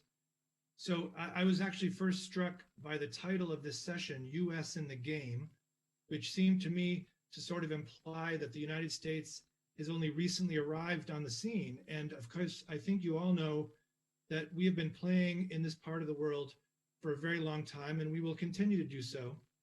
Ukraine and Eastern Europe are areas of direct concern to U.S. national interests. It is in our interest, as I think we all already know, that everybody in this part of the world is able to enjoy freedom, enjoy true democratic governance, broad-based prosperity, and stable, peaceful, and respectful relations with neighboring countries. And so we are going to continue to do what we can to support Ukraine and the entire region in their ongoing quest for this very worthy goal, which, of course, again, as Ambassador Frid would probably say, a Europe whole, free, and at peace. That remains the goal, and we're going to keep working on it. So I just really want to make two basic points today. First of all, just to, again, provide some reassurance in case anybody had any doubts, the United States is and will be fully, unquestionably engaged around the world, and not just in this region. President Biden and Secretary Blinken, as I said, are still getting settled, but we have already heard from them a very clear vision. President Biden offered it in his very first speech as president, in his inaugural address. He said, "We will repair our alliances and engage with the world once again. We will be a strong and trusted partner for peace, progress, and security." And he started working on that on day one. He rejoined the Paris Climate Agreement. He rejoined the World Health Organization. He began actively reaching out to allies and partners to reestablish those relationships, because he knows very well how important those relationships are to our modern challenges. And he also understands the crucial leadership role that the United States must play, but as well the crucial leadership approach of working together. So Secretary Blinken reinforced that in his confirmation hearing. He said, American leadership still matters, but then he went on to say, but not one of the big challenges we face can be met by one country acting alone, even one as powerful as the United States. The United States is ready to re-engage on our many common challenges around the world, and we are ready to collaborate with our allies and partners on those challenges. So that's my first very basic point, which I hope you all have already heard and understood, but I think it's worth making. And then my second point is more focused on where we are today, and that is that here in Ukraine, the United States has remained engaged all along and is fully committed to deepening and strengthening our relationship, because there is and there always has been bipartisan consensus in Washington on the importance of this country and on the importance of this relationship. Across both Republican and Democratic administrations, across both sides of the aisle in Congress, the United States has been and remains fully committed to supporting Ukraine in its efforts to establish democratic institutions, combat corruption, promote economic reform, spread prosperity, defend its sovereignty and territorial integrity, and achieve its Euro-Atlantic aspirations. And to get to the point we heard from Professor Amir Ahmadi, it is important to sort of not just talk the talk, but walk the walk. And we do that. We put our money where our mouth is. Since the Revolution of Dignity, the United States has provided over $4.5 billion in assistance to Ukraine, including support to those who were displaced by Russia's aggression and to those brave Ukrainian veterans who've defended this country against that aggression. And since 2014, we have provided about $2 billion in security assistance, including lethal assistance to help Ukraine defend itself. And of course, we have declared unequivocally that we do not, nor will we ever, recognize Crimea as anything other than Ukrainian territory. Hashtag Crimea is Ukraine, full stop. Now, even though he has just started on his job, you know, like I said, he just arrived yesterday, Secretary Blinken has already addressed himself to Ukraine. In his confirmation hearing, Secretary Blinken expressed his support for our assistance here in Ukraine, including lethal security assistance. He also acknowledged the importance of supporting institutions. And so, as we get more detail in the coming weeks, I have no doubt that it will be along the same lines as we've been doing for many, many years. And I did want to just make one point about Russia in particular, that yes, it's true that President Biden has reached out to Russia on one particular area where he sees an opportunity for collaboration, and that's the New START Treaty. But at the same time, he is very clear-eyed and aware of the challenge that Russia faces. And so even though we will work with Russia where we can to promote our interests, we are going to work to hold Russia accountable for its reckless and adversarial actions at the same time. And in fact, President Putin has already accosted Mr. Putin on Ukraine specifically. So there is no doubt the United States is on the case. We remain committed to helping Ukraine and the whole region. And I just want to end with one more citation from our new secretary. In his confirmation hearing, he said something very interesting, which I took personally very much to heart. He said, as we engage with the world, humility and confidence should be the flip sides of America's leadership coin. Humility because we have a great deal of work to do at home to enhance our standing abroad. But we'll also act with confidence that America, at its best, still has a greater ability than any country on earth to mobilize others for the common good. And as I think we all are aware, my country is by no means perfect. Ever since the very beginning of the United States, we have been striving for a more perfect union, and we still have a ways to go. But at the same time, we do believe that we can work with our partners around the world to make progress together. And we look forward to continuing to work on that here in Ukraine. Thank you very much. Thank you very much, Ms. Vingerenberg.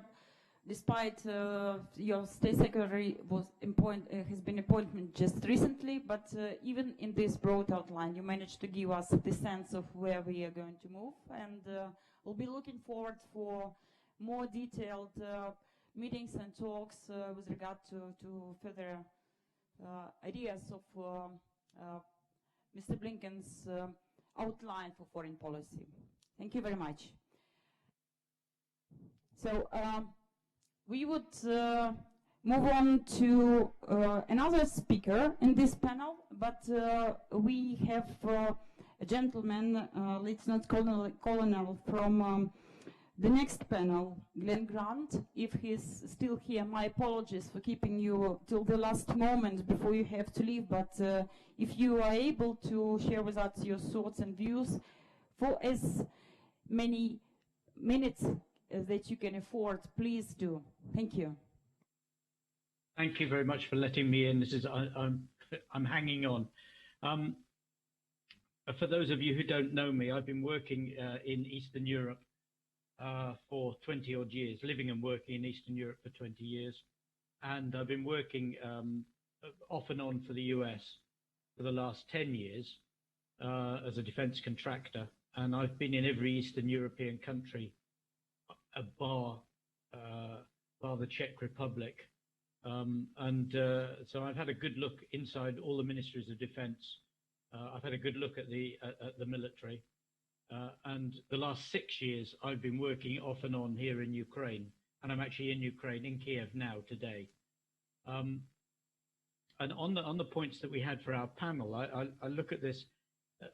The first thing is that if we split the US support and into this region, the first bit that I would say is that there is far too little conditionality on what the US has actually been delivering. I mean, the embassy just made the point about, 4 billion plus, but 4 billion for what? For me, working here, I would like to see the US being a little bit harder on, if we're going to give you this, please do that and do it. Because just giving money to people, all you're doing is it either goes into people's pockets or they just think you're weak because you're gonna dash out this money and we're going to carry on not reforming and not doing what we're supposed to do. So that's my first point, is conditionality. And I hope that the new administration will be a little bit harder on that. The second bit for the US support is actually the US forces in Europe. And I'm sure General Uesley will actually, know more about whether there will be any readjustment on what we've agreed, on what's been recently agreed in the Trump administration about the changes to US forces. But I don't see much happening in a hurry, because having already made decisions about moving people to Romania and what's going to happen in Poland, those decisions were expensive decisions. So I don't see US forces actually changing much in a hurry. And then my third point, which will be the continuing US support for, as they call it, for allies into Eastern Europe, which is the extremely huge amount of money that Congress has granted for Eastern Europe. And the one big point that I would say is there is no strategy for that. In fact, it actually went down to defense attaches and ODC chiefs, the Office of Defense Cooperation chiefs, to ask them how we should spend the money. And that for me, that's a nonsense, because most of those guys are, they're tactical and maybe operational, but they're not strategic. And it's not their job to make a strategic plan for the Black Sea region. So we have no strategic plan for the Black Sea region, not from NATO, and we don't have one from the US either. So we're looking at our support country by country by country, which means there is dysfunctionality across the whole region of where we've got things, and dysfunctionality not only regionally, US into the region, but EU into the region. So we have double and treble dysfunctionality. No NATO functionality, no US functionality, no EU functionality. So we've got bits and bobs all over the place. There is actually no proper defensive structure anywhere in the region. And it's a mess, and it needs sorting out. And I hope that someone senior from US will actually take a lead and sort it out. Because if they don't, we're just going to carry on pouring money into bits and bobs all over the place. And the money that we're actually spending, the Congress money, unfortunately, almost every country without exception has not got the capacity to actually to manage that money. And the capacity runs from, at the top end with Estonia, it's a manpower capacity, Latvia, a manpower capacity, down to Bulgaria, where it's a complete lack of planning capacity, Ukraine, a lack of planning capacity, and across the whole region, almost negative strength in logistics. So you can give them a piece of equipment, but they've got no ability to maintain that equipment beyond 5 minutes. Witness F-16 in Poland. And on that point, I will finish. Thank you very much, gentlemen, and I hope I haven't demoralized people too much, but I'll let General Wesley come after me and say he's not saying everything quite right. Thank you. Thank you very much, Lieutenant Colonel. I'll be pleased to pass the floor to General Clark, but may I ask you before to have two ladies speaking from Ukrainian side. One is Ms. Ганна Гопко, Chair of the Board of National Interest Advocacy Network and the Head of the Committee of Foreign Affairs of Ukrainian Parliament in 2014-2019. So Hannah has a personal knowledge and probably personal sense of what the policy under President Biden might be, because her time of chairing the Foreign Affairs Committee coincided with Mr. Biden frequent travels to Ukraine, and it's happened even that Hannah showed him around the Kiev city, and Joseph Biden mentioned this particularly when he awarded her with the National Democracy Award in 2014. So, Hannah, what's your sense about or expectations about the American foreign policy? Thank you. Thank you, Yulia. Excellencies, colleagues, generals, it's my honor to be here today, and of course I'm so happy to see Žygimantas, also to see my colleagues from Estonia, with whom we used to work very close, and also with all the experts. So thank you for joining today to this important discussion. So now you could see me. So it's great to discuss about renaissance of transatlantism or US in the game. So, but still, it's true in 2014 when Joe Biden in April came to Kiev, it was just after the Dignity Revolution, Maidan, and we had a very powerful conversation on the need for Ukraine to conduct crucially important reforms in security sector, judiciary reform, decentralization reform. So Ukraine is on its way of transformation and becoming a full-fledged democracy with strong institutions.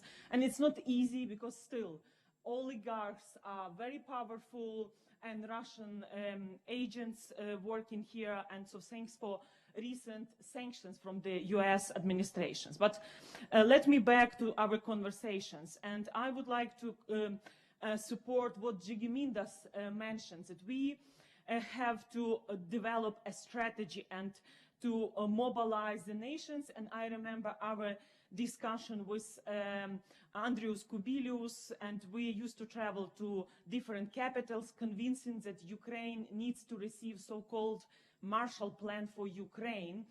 And it was not easy, but still. So 2021 sees Ukraine's 30th anniversary of its renewed independence, as well as a change of presidency in the US. It's an opportunity to reassess the strategic importance of Ukraine in the post-Soviet space, but also in a global geopolitical context. And I think Gigimindas is right, demanding the strategy for next decade. What's also NATO is now thinking about 2030 strategy.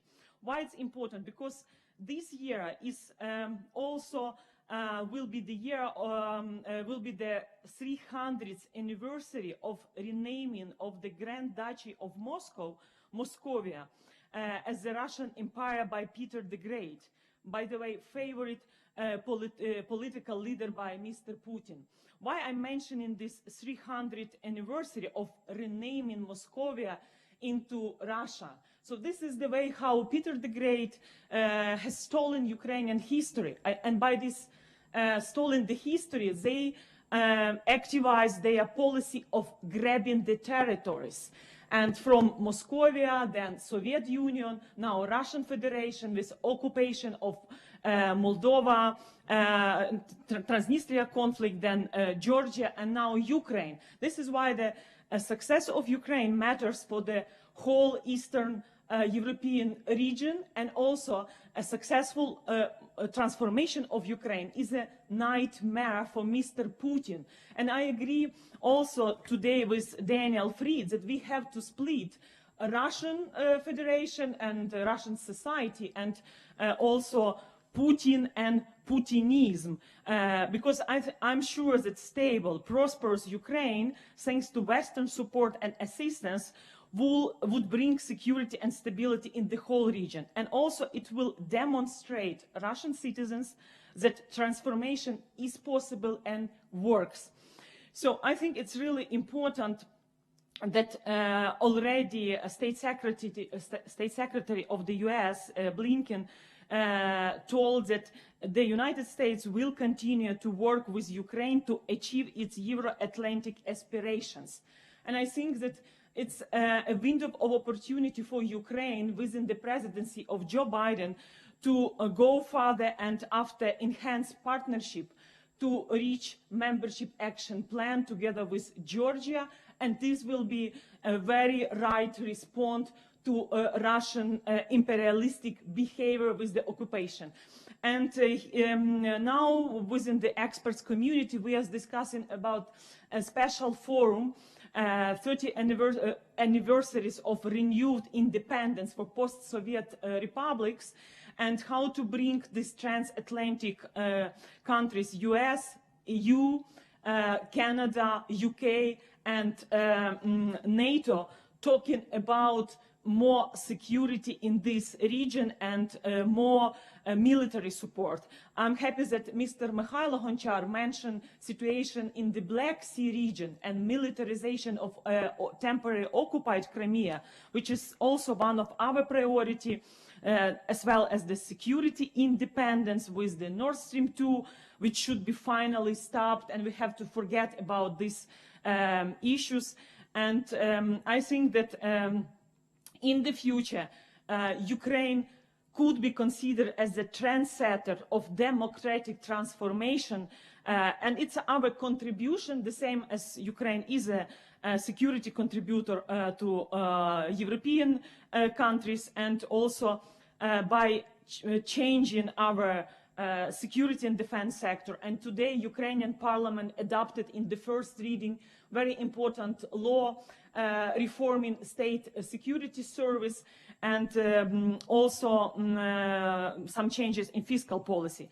So I think that it's really important. It's really important to have this clear vision for next decade, and I do believe that in 2027, during the presidency of Lithuania in the EU, we will have a membership action plan, And in 2029, this was our joke with Mr. Kubilius, who is now the member of European Parliament. It will be 2029 will be 600th anniversary when in Lutsk, in small city in western Ukraine, there was a gathering of royal representatives of royal families of Europe gathering in Lutsk city. So we could meet in 2029 in Lutsk, celebrating Ukraine joining to the NATO community. I'm sure that this will be for the benefit of both, for Eastern European security, for Ukraine, and for NATO as well. And also, to finalize, I agree with Glenn Grant that, of course, reforming our security and defense sector, fighting with the oligarchs, or conducting de-oligarchization of Ukraine, de-oligarchization of the foreign policy of Ukraine. It's not easy. And, for example, the case with Mr. Firtash, the extradition of Mr. Firtash from Vienna to US, it's not our job. It's a part of responsibility of Western communities to help Ukraine fighting with the oligarchs like Mr. Firtash, Mr. Akhmetov, Mr. Kolomoisky, Mr. Pінчук, and many others. So I believe in the young generations of Ukraine, true reformers. They have a clear vision and they have experienced colleagues who knows the process. And thanks to our Baltic friends, with Poland, Romania, and with our good diaspora and influential diaspora people in Canada, I think Joe Biden administration and its presidency could be a historical moment of restoring the power of democracy, showing the successful transformation for Ukraine, which could become a model for the whole post-Soviet space. Because people in Belarus, people in Russian Federation, they expect to see Ukraine as a true and successful case. So let's work on it. Let's not make mistakes which we made during this 30 years of our independence.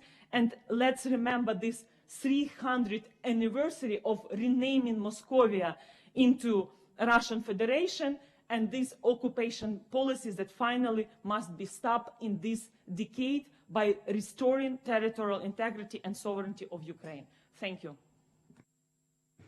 Thank you very much, Hanna, for your energetic speech, encouraging signs of strong cooperation with the Baltic states. And may I just ask the next speaker to move on southwards and to talk more about expected cooperation in Black Sea regions with NATO strong component or possible NATO strong component. Mrs.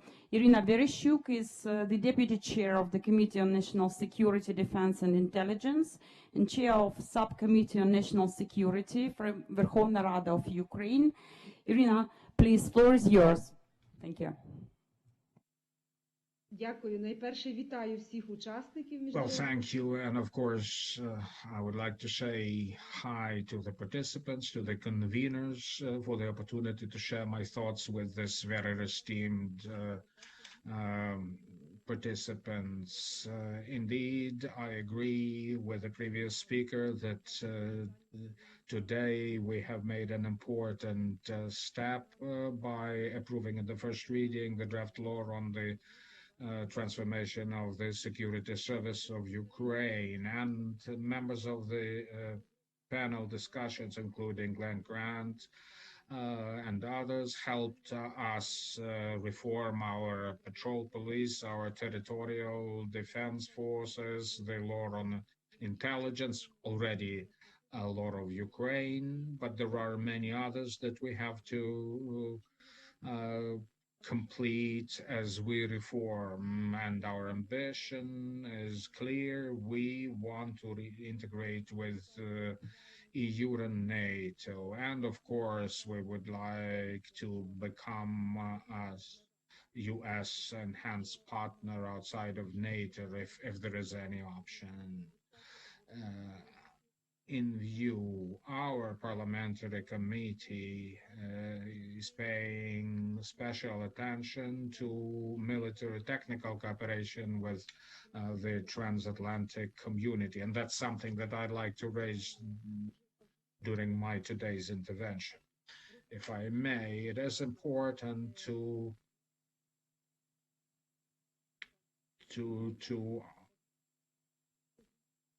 understand what to expect of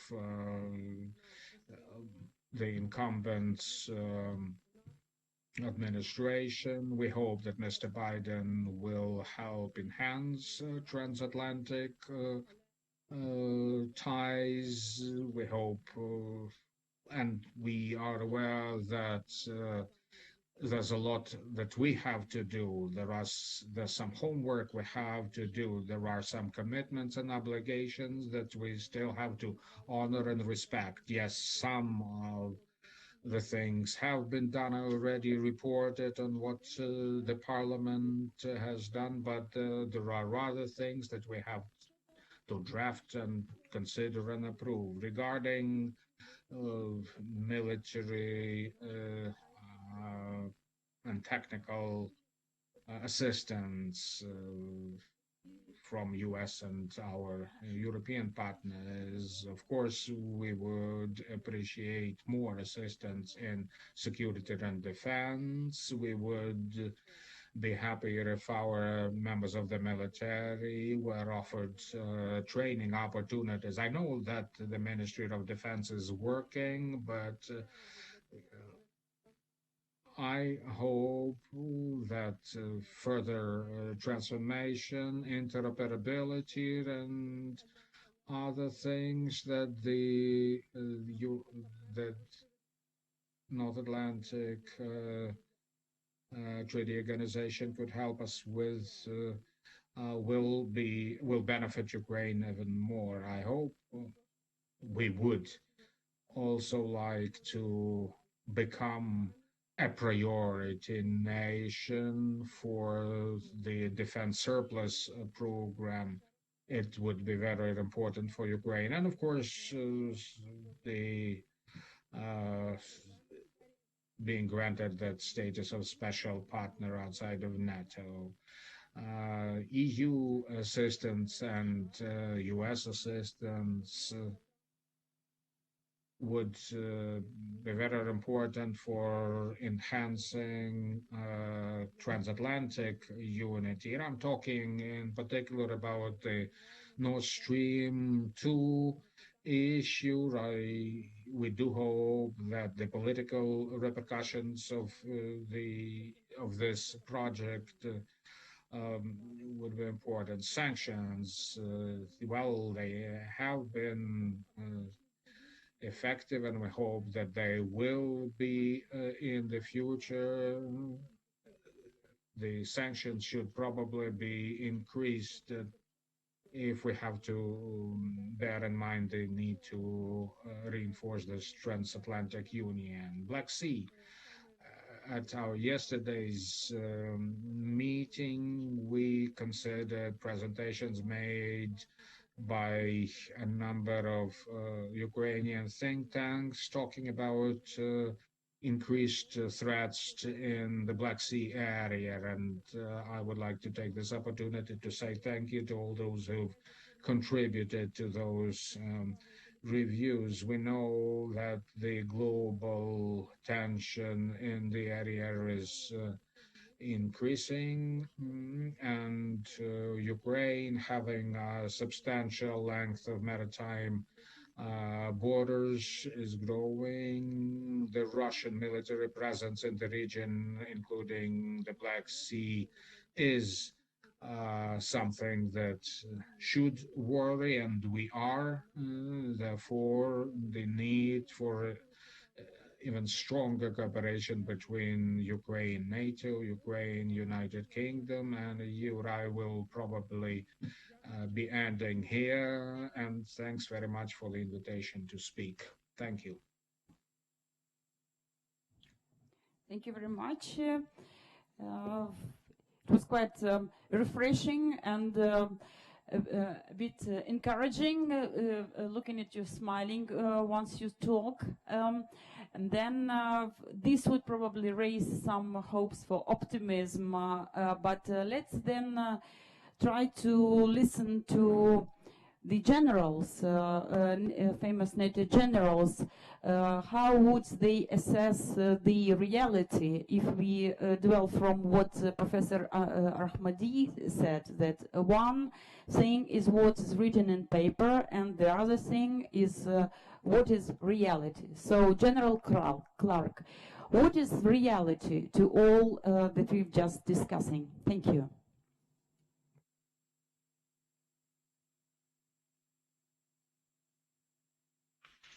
Oh, are you calling on me? Good. Okay, look, first of all, congratulations on setting up this organization and this plenary session with the panelists. It's an honor to be included in this. I've seen many old friends. I'm hearing so much that's so important and that I fully agree with. How can I contribute to this? You've asked 3 questions. How quickly transatlantic cooperation will be restored?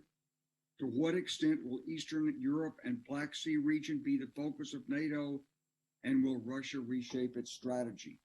Let me answer it this way.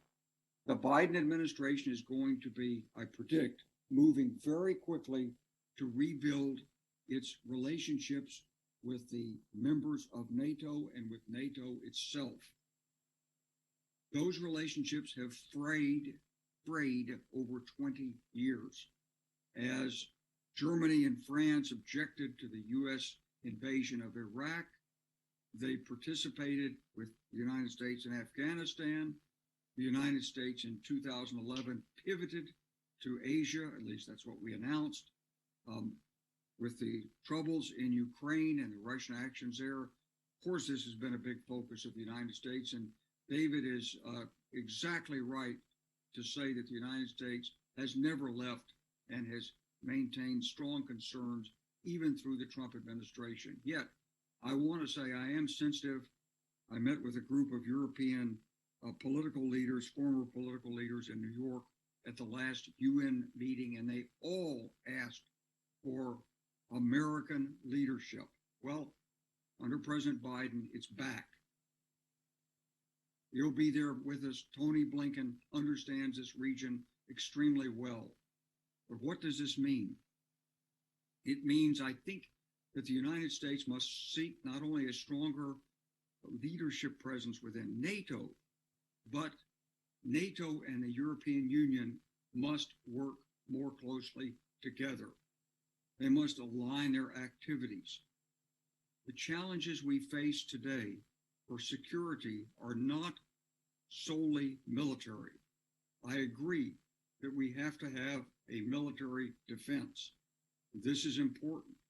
I've seen enormous progress in Ukraine, but of course there's much more to be done.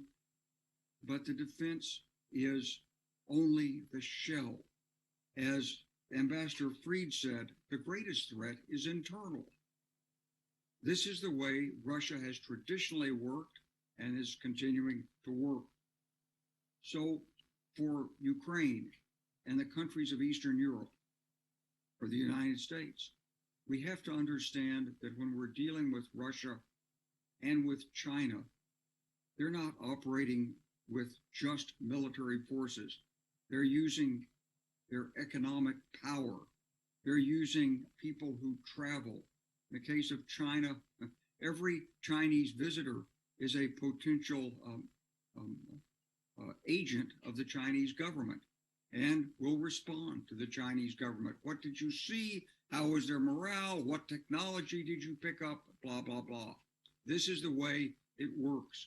So we're into a geostrategic struggle that is not about military forces, although it takes that. It's not even about governments, though it takes strong government leadership.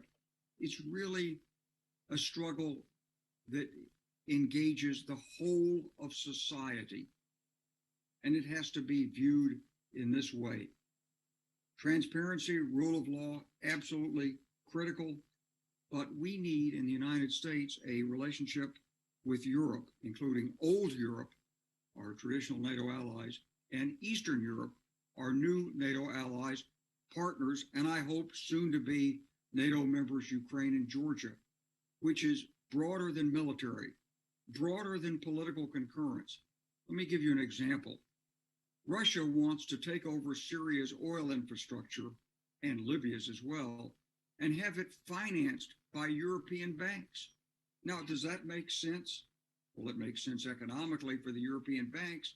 They're looking for reasonable investments. It makes no sense strategically for the West. China wanted to buy a great factory in Ukraine. Did that make sense for Ukraine? Of course. It's Chinese money and investments are always welcome economically. Did it make sense strategically? No. I know there's been a lot of back and forth on this, but that's just an example. When the great Croatian business Agrokor collapsed into bankruptcy a few years ago, my friends called me and they said, look, this is the biggest business in the Balkans. It's going to be bankrupt. The Russians are going to come in and buy it. And then at the crucial time, they're going to put it out of business and cause a crisis. So people in Eastern Europe in particular see this, but somehow we have to make policies aligned with this. We have to find ways to work together more closely so that not only our national security military interests, but our economic interests are aligned. And that means we need win-win relationships. We need to look at things like education, technology, intellectual property protection, wage levels, health and benefits, the environment, labor laws, everything about our societies we have to make more congruent if we are to maintain the security for the values that we espouse. There's Russian penetration everywhere. In the United States, there's no doubt about it. There's Russian hit teams in many cities in the United States. We know they're there. Look, nobody understands this better than people in Eastern Europe. And you understand that there are three levels of Russian penetration that want to disassemble your democratic societies. There are the people who openly advocate for Russia's interests. They may not say it's for Russia. They may say, oh, this makes economic sense. You mentioned a couple of the oligarchs from Ukraine that I'm familiar with. There are the people who are reporting to the Russians and providing information, but not disclosing their views. And there are the people who are not reporting and not disclosing, but they're there lurking, waiting to be activated and used at the appropriate time. We're dealing with the most effective intelligence effort ever created in the world when we're working to protect ourselves against Russian mafiosi and intelligence networks. So we have Russia, we have China, and in the United States, what we recognize today is that it's not the Middle East. As Professor Amravati said, there's still going to be trouble in the Middle East, but actually the cockpit for struggle, the area of contention it's not the Pacific, it's actually Europe. China needs Europe for its technology. Russia needs Europe for its markets for energy and its technology. So everything comes back to Europe. So the United States is in the best position because of our relationship with you all and through NATO, but there's a lot of work to be done. I think I'd like to stop here. Again, my thanks to Anatolій Pінчук, who's one of the leaders of this organization, and all of my friends that I see online, some people I've known for 25 years. Dan Frid and I worked NATO enlargement beginning in 1994. I think of Lithuania, I think of President Adamkus. I think of President Meri in Estonia. I think of President Freiberger in Latvia. I know their passions. I was there at the first U.S.-Russian staff talks in 1994 when the Russian generals said, how soon will your NATO ships be in our port of Riga? And I said, There's no schedule for it, but the more you ask that question, the sooner they'll be there because it's not your port any longer. So I've seen this struggle emerging. And I commend all of you for your work. This is the work of a lifetime. There's no arriving at a destination. It's just a journey we're on. And Russia will modify its strategy and tactics as necessary to continue to exploit and seek the aims that Mr. Putin and his friends in the intelligence agency have always sought. Wealth, power, influence, and a weak, chaotic border that allows Russia to feel, Russian leaders to feel secure. The greatest threat to Russia is democracy, transparency, and good government in Eastern Europe. Thank you. Thank you very much, General. Thank you. We have another speaker who is about to leave in a very short time. So may I just invite Dr. Alan Mendoza, the Executive Director of the Henry Jackson Society, to speak on global Britain strategy in Eastern Europe. Why I particularly insist that this speaker still stay with us for as long as he can before next meeting and speak about this strategy, just because the Henry Jackson Society made an original and important contribution to the debate on global Britain. This is how the then State Secretary on Foreign Affairs and the current Prime Minister of the United Kingdom described it. And in this document, Alan's think tank says that because of its close geographic proximity, Europe will always assume a special place in British strategic thinking. As a global power, the UK needs to understand how developments in distant theaters are connected to its own geopolitical interests, as well as the concerns of its alliances, not least in relation to the US. This means it should be ready to press its existing allies to share more of the burden for European security, as well as upholding the rules-based international system. Britain also needs to be ready to form new alliances and partnerships with similarly minded countries to confront the problems of the future. So, Alan, please tell us what the Britain is up to in the next century. Thank you. Okay, well, thank you, Julia. And I'm sorry I have to be quite brief because I have another engagement. It's been a fascinating discussion so far.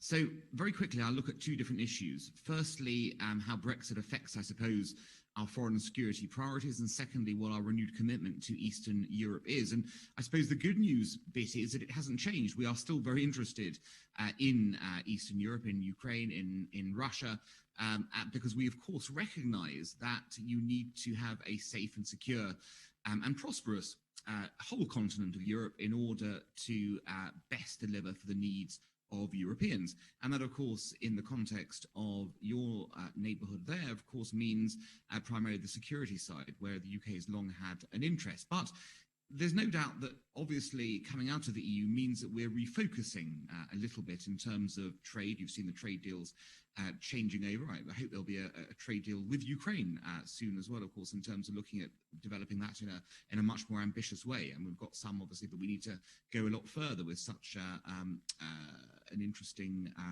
set of economic priorities there. But look at the security side for a second. You're seeing a lot of interest in the UK, of course, to go further east right now. The Far East, you're looking at shipping lanes, obviously, the China question.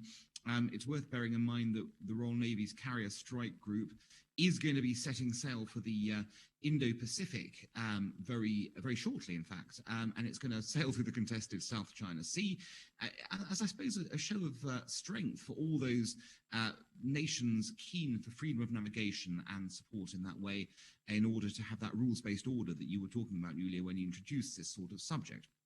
And so for us, it's very important that globally there is that rules-based order and that we, of course, act to preserve it everywhere. In the immediate neighbourhood of Ukraine, of course, the UK provides the largest troop contributing commitment to the enhanced forward presence NATO has in the Baltics. course, we've got the lead element in Estonia there. We contribute in Poland. Again, that's very much there to stop bad behavior, let's be frank about it, on the part of Russia. And with that in mind, you'll have noted that our commitment to Ukraine itself has been consistent for the last few years. We've been training soldiers, sailors, airmen in Ukraine since 2015, post the illegal annexation of Crimea. I think the number of military people who've been trained so far is over 18,000. And of course, since 2018, it's been the Ukrainian Navy also being trained, so that the Sea of Azov has a sort of a good process there. We've had our defense secretary visiting Ukraine twice in the 13 months he's been in office. And I think that tells you that we are very keen to assert and support Ukrainian sovereignty in the face of continued Russian aggression. We've also had a very large British-Ukrainian parachute drop. You've seen, of course, hundreds of paratroopers from our 16 air assault bridge in very recently, October 2020. And it was our largest parachute drop in decades. We didn't inform the media of it. We just did it with Ukraine. Again, to show that what the UK is still capable of militarily. And of course, we are ramping up our defence commitments once more after a period, a regrettable period, I would say, of retrenchment. But also, again, solidarity with Ukraine in that way. Personally, and of course I'm not speaking for the British government, I'm sure we will be looking to further the idea of potential EU membership for Georgia and Ukraine, although we're not an EU member, and of course it's dependent on what you might wish, of course, in those countries. But certainly it's something I would welcome to tie those countries much further into the sort of European mainstream. NATO, I think, is an option on the table, and I think we all welcome the Biden administration's at least discussion at this point in terms of wanting a greater multilateral approach when it comes to security regions and to rebuilding those alliances in Europe. I think it's no doubt that whatever we think of some of the successes, and I do think there were some successes of the Trump administration's foreign policy, certainly in the European context, there's also been a fraying of relationships which could do with being shored up. And I think that's important for NATO, and I think that's very important for Eastern Europe as well. The last thing I'd suggest is that what the UK might look to do is to perhaps support greater development of the 3 Cs initiative as well, the 3SI. I think this is something that the US has been very supportive of under the past administration. I'm sure it'll continue under this administration. And I think what's valuable in it is that we've got 12 of our allies, strong allies within it. And I suspect as a result of that, we'll want to embolden them and bolster what they're doing in the alliance. Firstly, because it's a good thing in and of itself. It will help us actually in the UK keep a good tie-in with European security by supporting an initiative like this. It also then provides, of course, a blocking for, say, Russia or China, who would love to, I think, get in and try and influence some of the affairs here as well. So I'll leave it at this. I think, on the one hand, everything has changed. We are in a very different paradigm in our global foreign policy, if you like. But at the same time, we have long, deep-rooted and very important security interests and economic and others within Eastern Europe. I don't see that changing. And in fact, I see in certain cases the ability of Britain to develop that even further under our current constellation in support with allies like the US, like NATO, like the European Union, and of course with our allies in the Eastern European parts as well. So we welcome that cooperation, and I'm sure there'll be a lot more to speak about in the coming months. Thank you. Thank you very much, Alan. All the best with your next event or meeting, and looking forward to seeing you at our further events, taking in depth on 3Cs initiative and involvement of United Kingdom and US. Thank you.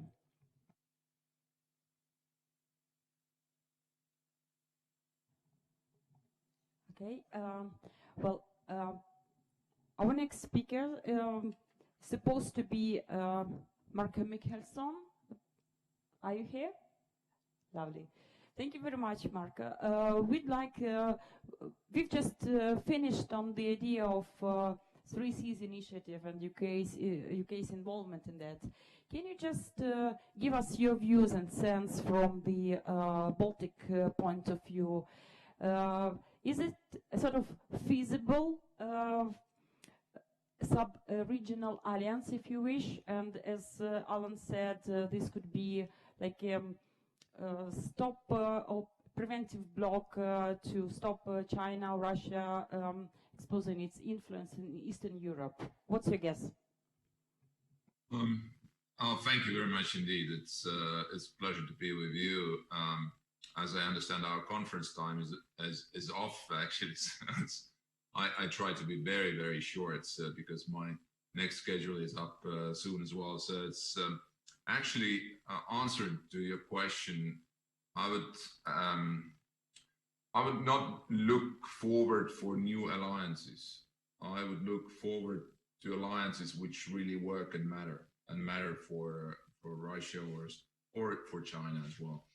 And this is what is the title of our panel about transatlanticism and the renewal of that. I'm optimist in one way, but and I totally agree with that. That after the Biden administration is fully in office, the links between allies will be renewed quickly. We feel this already here in Estonia as well, but what I am a little bit worried about is response of Europe. Yes, there is a strong hope and strong actually will after 4 years of Trump's administration to renew transatlantic relations. But of course, taking into account what has happened in Europe in regard, of course, Brexit plus turbulent times in some European nations,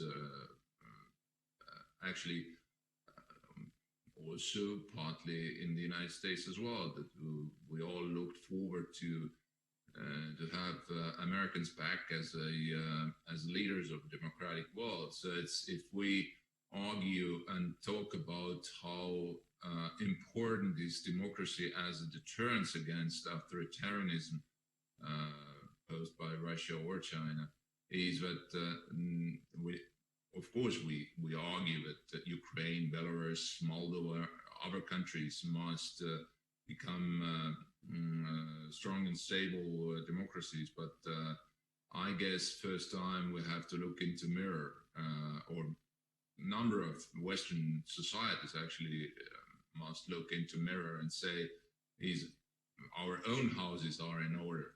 And this is what happened on 6th of January in Washington, is something what really is a disturbing moment. But hopefully, I'm here a little bit too, let's say, dramatic in terms to tell that democracy is somehow in danger. But this is where we have to be very clear that we cannot win this battle if our own house is not in order, and if we don't pay attention to that democracy is something that we have to fight for at home as well every day. In case of what actually Americans and Europeans must focus on, is one thing is, of course, rebuild strong NATO vision about not only for 2030, but for coming months and years as well. So it's the challenges are there. Russia is probably at the moment more dangerous than any time before since the beginning of 1980s, I guess. And the toolbox of Russia today is much wider, much more sophisticated, from cyber sphere till conventional weaponry. Don't forget that the war in Europe is still going on in Eastern Ukraine, and there are, of course, clear signs if you look at what kind of exercises Russia is carrying out, and in autumn of this year we will see another huge exercise of Russian armed forces on our borders, Zapad 2021, which is considered to be another exercise how to launch attack against NATO countries, neighboring NATO countries. But one point I would like to argue is it's not only battle about the future of Ukraine, Belarus, Moldova. It's battle about the Western unity and first and foremost about Europe as general. And not only Eastern Europe, but also Western Europe. Russia, as General Clark said as well, is not only penetrating with direct threat, conventional threat, let's say, but they are masters of penetration and fight open societies with tools like we have seen during the last several years. Unity among our all allies, and including also good friends and partners in Ukraine and other countries who are not yet members of NATO and the EU. This unity is absolutely paramount at the moment, because I could see that perhaps there is a will in some certain capitals to see that there is a path to dialogue with Russia and options to lessen tensions. We all hope, of course, as neighboring countries to Russia, this is our priority number one, to have less tension relations with Russia. But it seems to me, at least, that that what we have on the table, including also what is going on right now within Russia, I mean, all this around Navalny and his supporters, we have not seen as many political prisoners as they have at the moment for 30 years or so. And of course, there is a critical point of power transition is coming up in Russia, if not this year, but in soon anyway. And it's a question how this transition, the power transition, will affect internal situation in Russia, and including also one critical question: is this what is happening at the moment in Russia with Navalny and the growing protest from young society or younger societies? Can it lead Russians to take some adventurous acts on its borders or somewhere else in the world? So there are many number of question marks we will have to be aware of, and last but not least, there has been a lot of talks about how the United States and other countries will focus more and more how to handle growth of China. And I argue that one of the best ways to balance the growth of China is to create much stronger economic and trade relations between the European Union and the United States and Canada, and truly build not only transatlantic alliance in terms of defending our security, but also defending our economies, free market rules-based free market, and this is where I hope, at least, that we could sit back behind a negotiation table and open up negotiations on free trade between Europe and the United States. I will stop here and saying that there are a lot of challenges and critical points ahead of us. At the same time, if we look back for last 30 years, and the example of Ukraine is incredible, actually. I was a young journalist in the early 90s when I met your foreign minister Zelenko at that time in Kiev, and did some reporting from different cities of Ukraine. And now what I see, what has happened with Ukraine, of course, the huge challenge, of course, posed by Russia, because Russia still is a hostage of his own history. but again, the will of people and the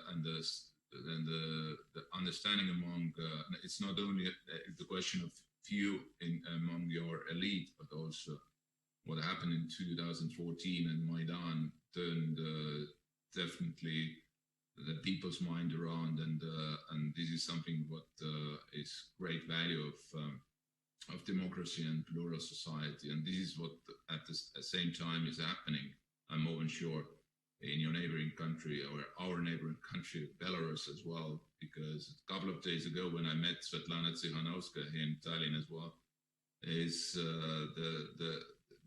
you couldn't expect a few months ago that we are focused now not only on Ukraine or other countries, but also Belarus, to see that the national awakening is something which gives much more hope for us that democracy is possible in former lands of Russian Empire.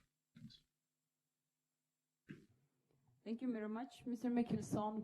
Very optimistic and encouraging final remarks. And then I will, excuse me, I will turn to our last speaker at this event.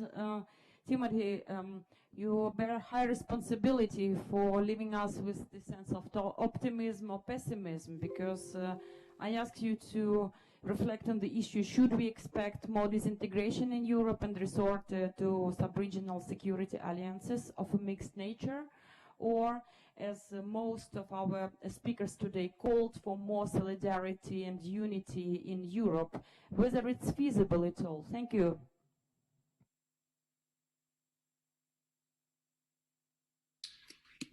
Yeah, thank you very much for inviting me, and I promise I'll keep my comments brief because I realise we're at the end of the day. And a health warning before I begin, which is that I'm going to administer a dose of pessimism rather than optimism here.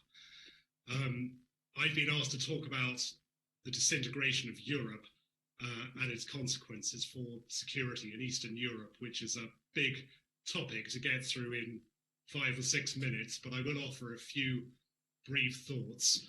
And my main point is that it seems to me no question that the institutional framework established in Europe after the Second World War is showing signs of fatigue, and that this has negative consequences for the East. The reasons why the institutional framework in Europe is under stress is complex, but the basic problem is that the organizations such as the EU and NATO were designed for a different era with rules and values and decision-making systems which reflected earlier times. And this has left the EU and NATO ill-equipped to cope with some of the problems of the 21st century, such as economic globalization and the rise of great powers, mass migration, and so on. I think of the two, the EU is in particular trouble, and I genuinely think its survival is in the balance due to economic divisions between the North and the South, and ideological divisions between the East and the West, and Euroscepticism everywhere in Europe. On balance, I think the EU will survive, mainly because for its remaining members, leaving is simply too costly. But I think the likelihood is that the European Union will fade through the course of this decade. Its members will struggle to reach agreement on matters of policy, and its members will also struggle to reform the EU because of fundamental disagreements over what the nature of the EU should be.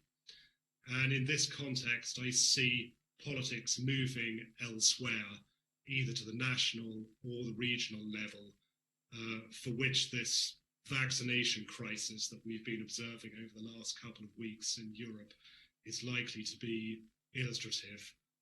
And this will have major implications for the European Union's position in the former Soviet Union, where it will struggle to compete with Russia in particular, but also Turkey and China, as it did in Nagorno-Karabakh back in November and December.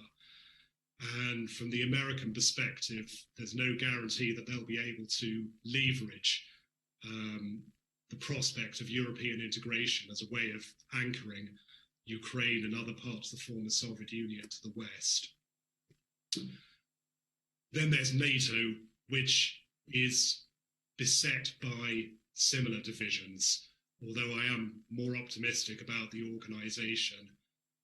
I mean, the divisions cut many ways. There is divisions among Europeans, as I've just discussed.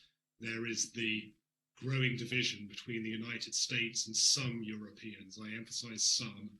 France, which has described NATO as brain dead, is focused on the idea that the EU must establish itself as a great power in its own right and doesn't want Europe to be reliant on the United States for its security. And Germany seems to want the European Union to remain neutral in the emerging Cold War between the United States and China, for which the EU-China investment deal signed in December is very clear evidence. And then there's the problem of Turkey, which wants to be a great power with a regional hinterland and is in conflict with the United States, which wants it to remain a subordinate power. But I don't think there's any immediate risk to NATO's survival because it's a much looser, more flexible organization and states can dissent from policy without actually having to leave NATO altogether. But I can't really see NATO expanding any further, not into the former Soviet Union or to the Balkans, which some Europeans will see as simply too risky in the face of Russian objections.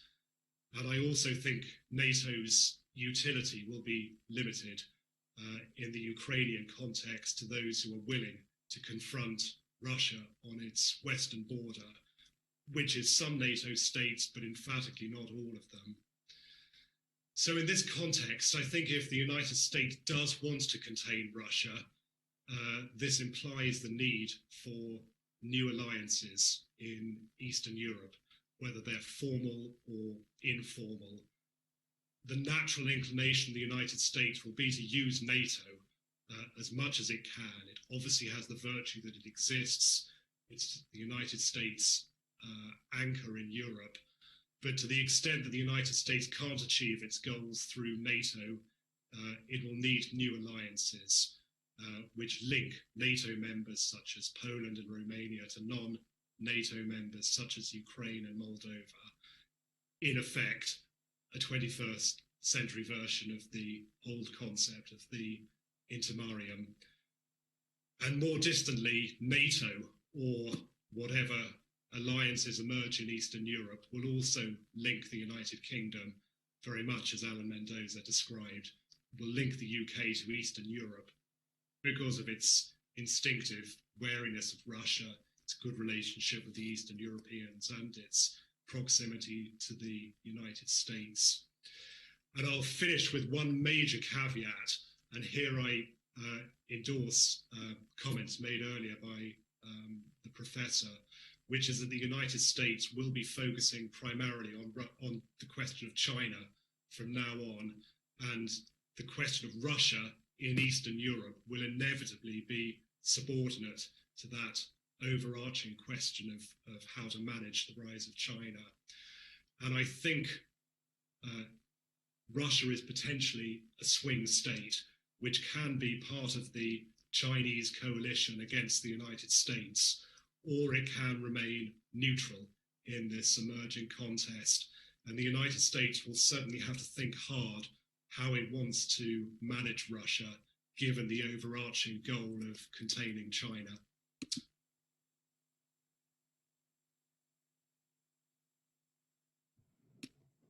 Thank you very much.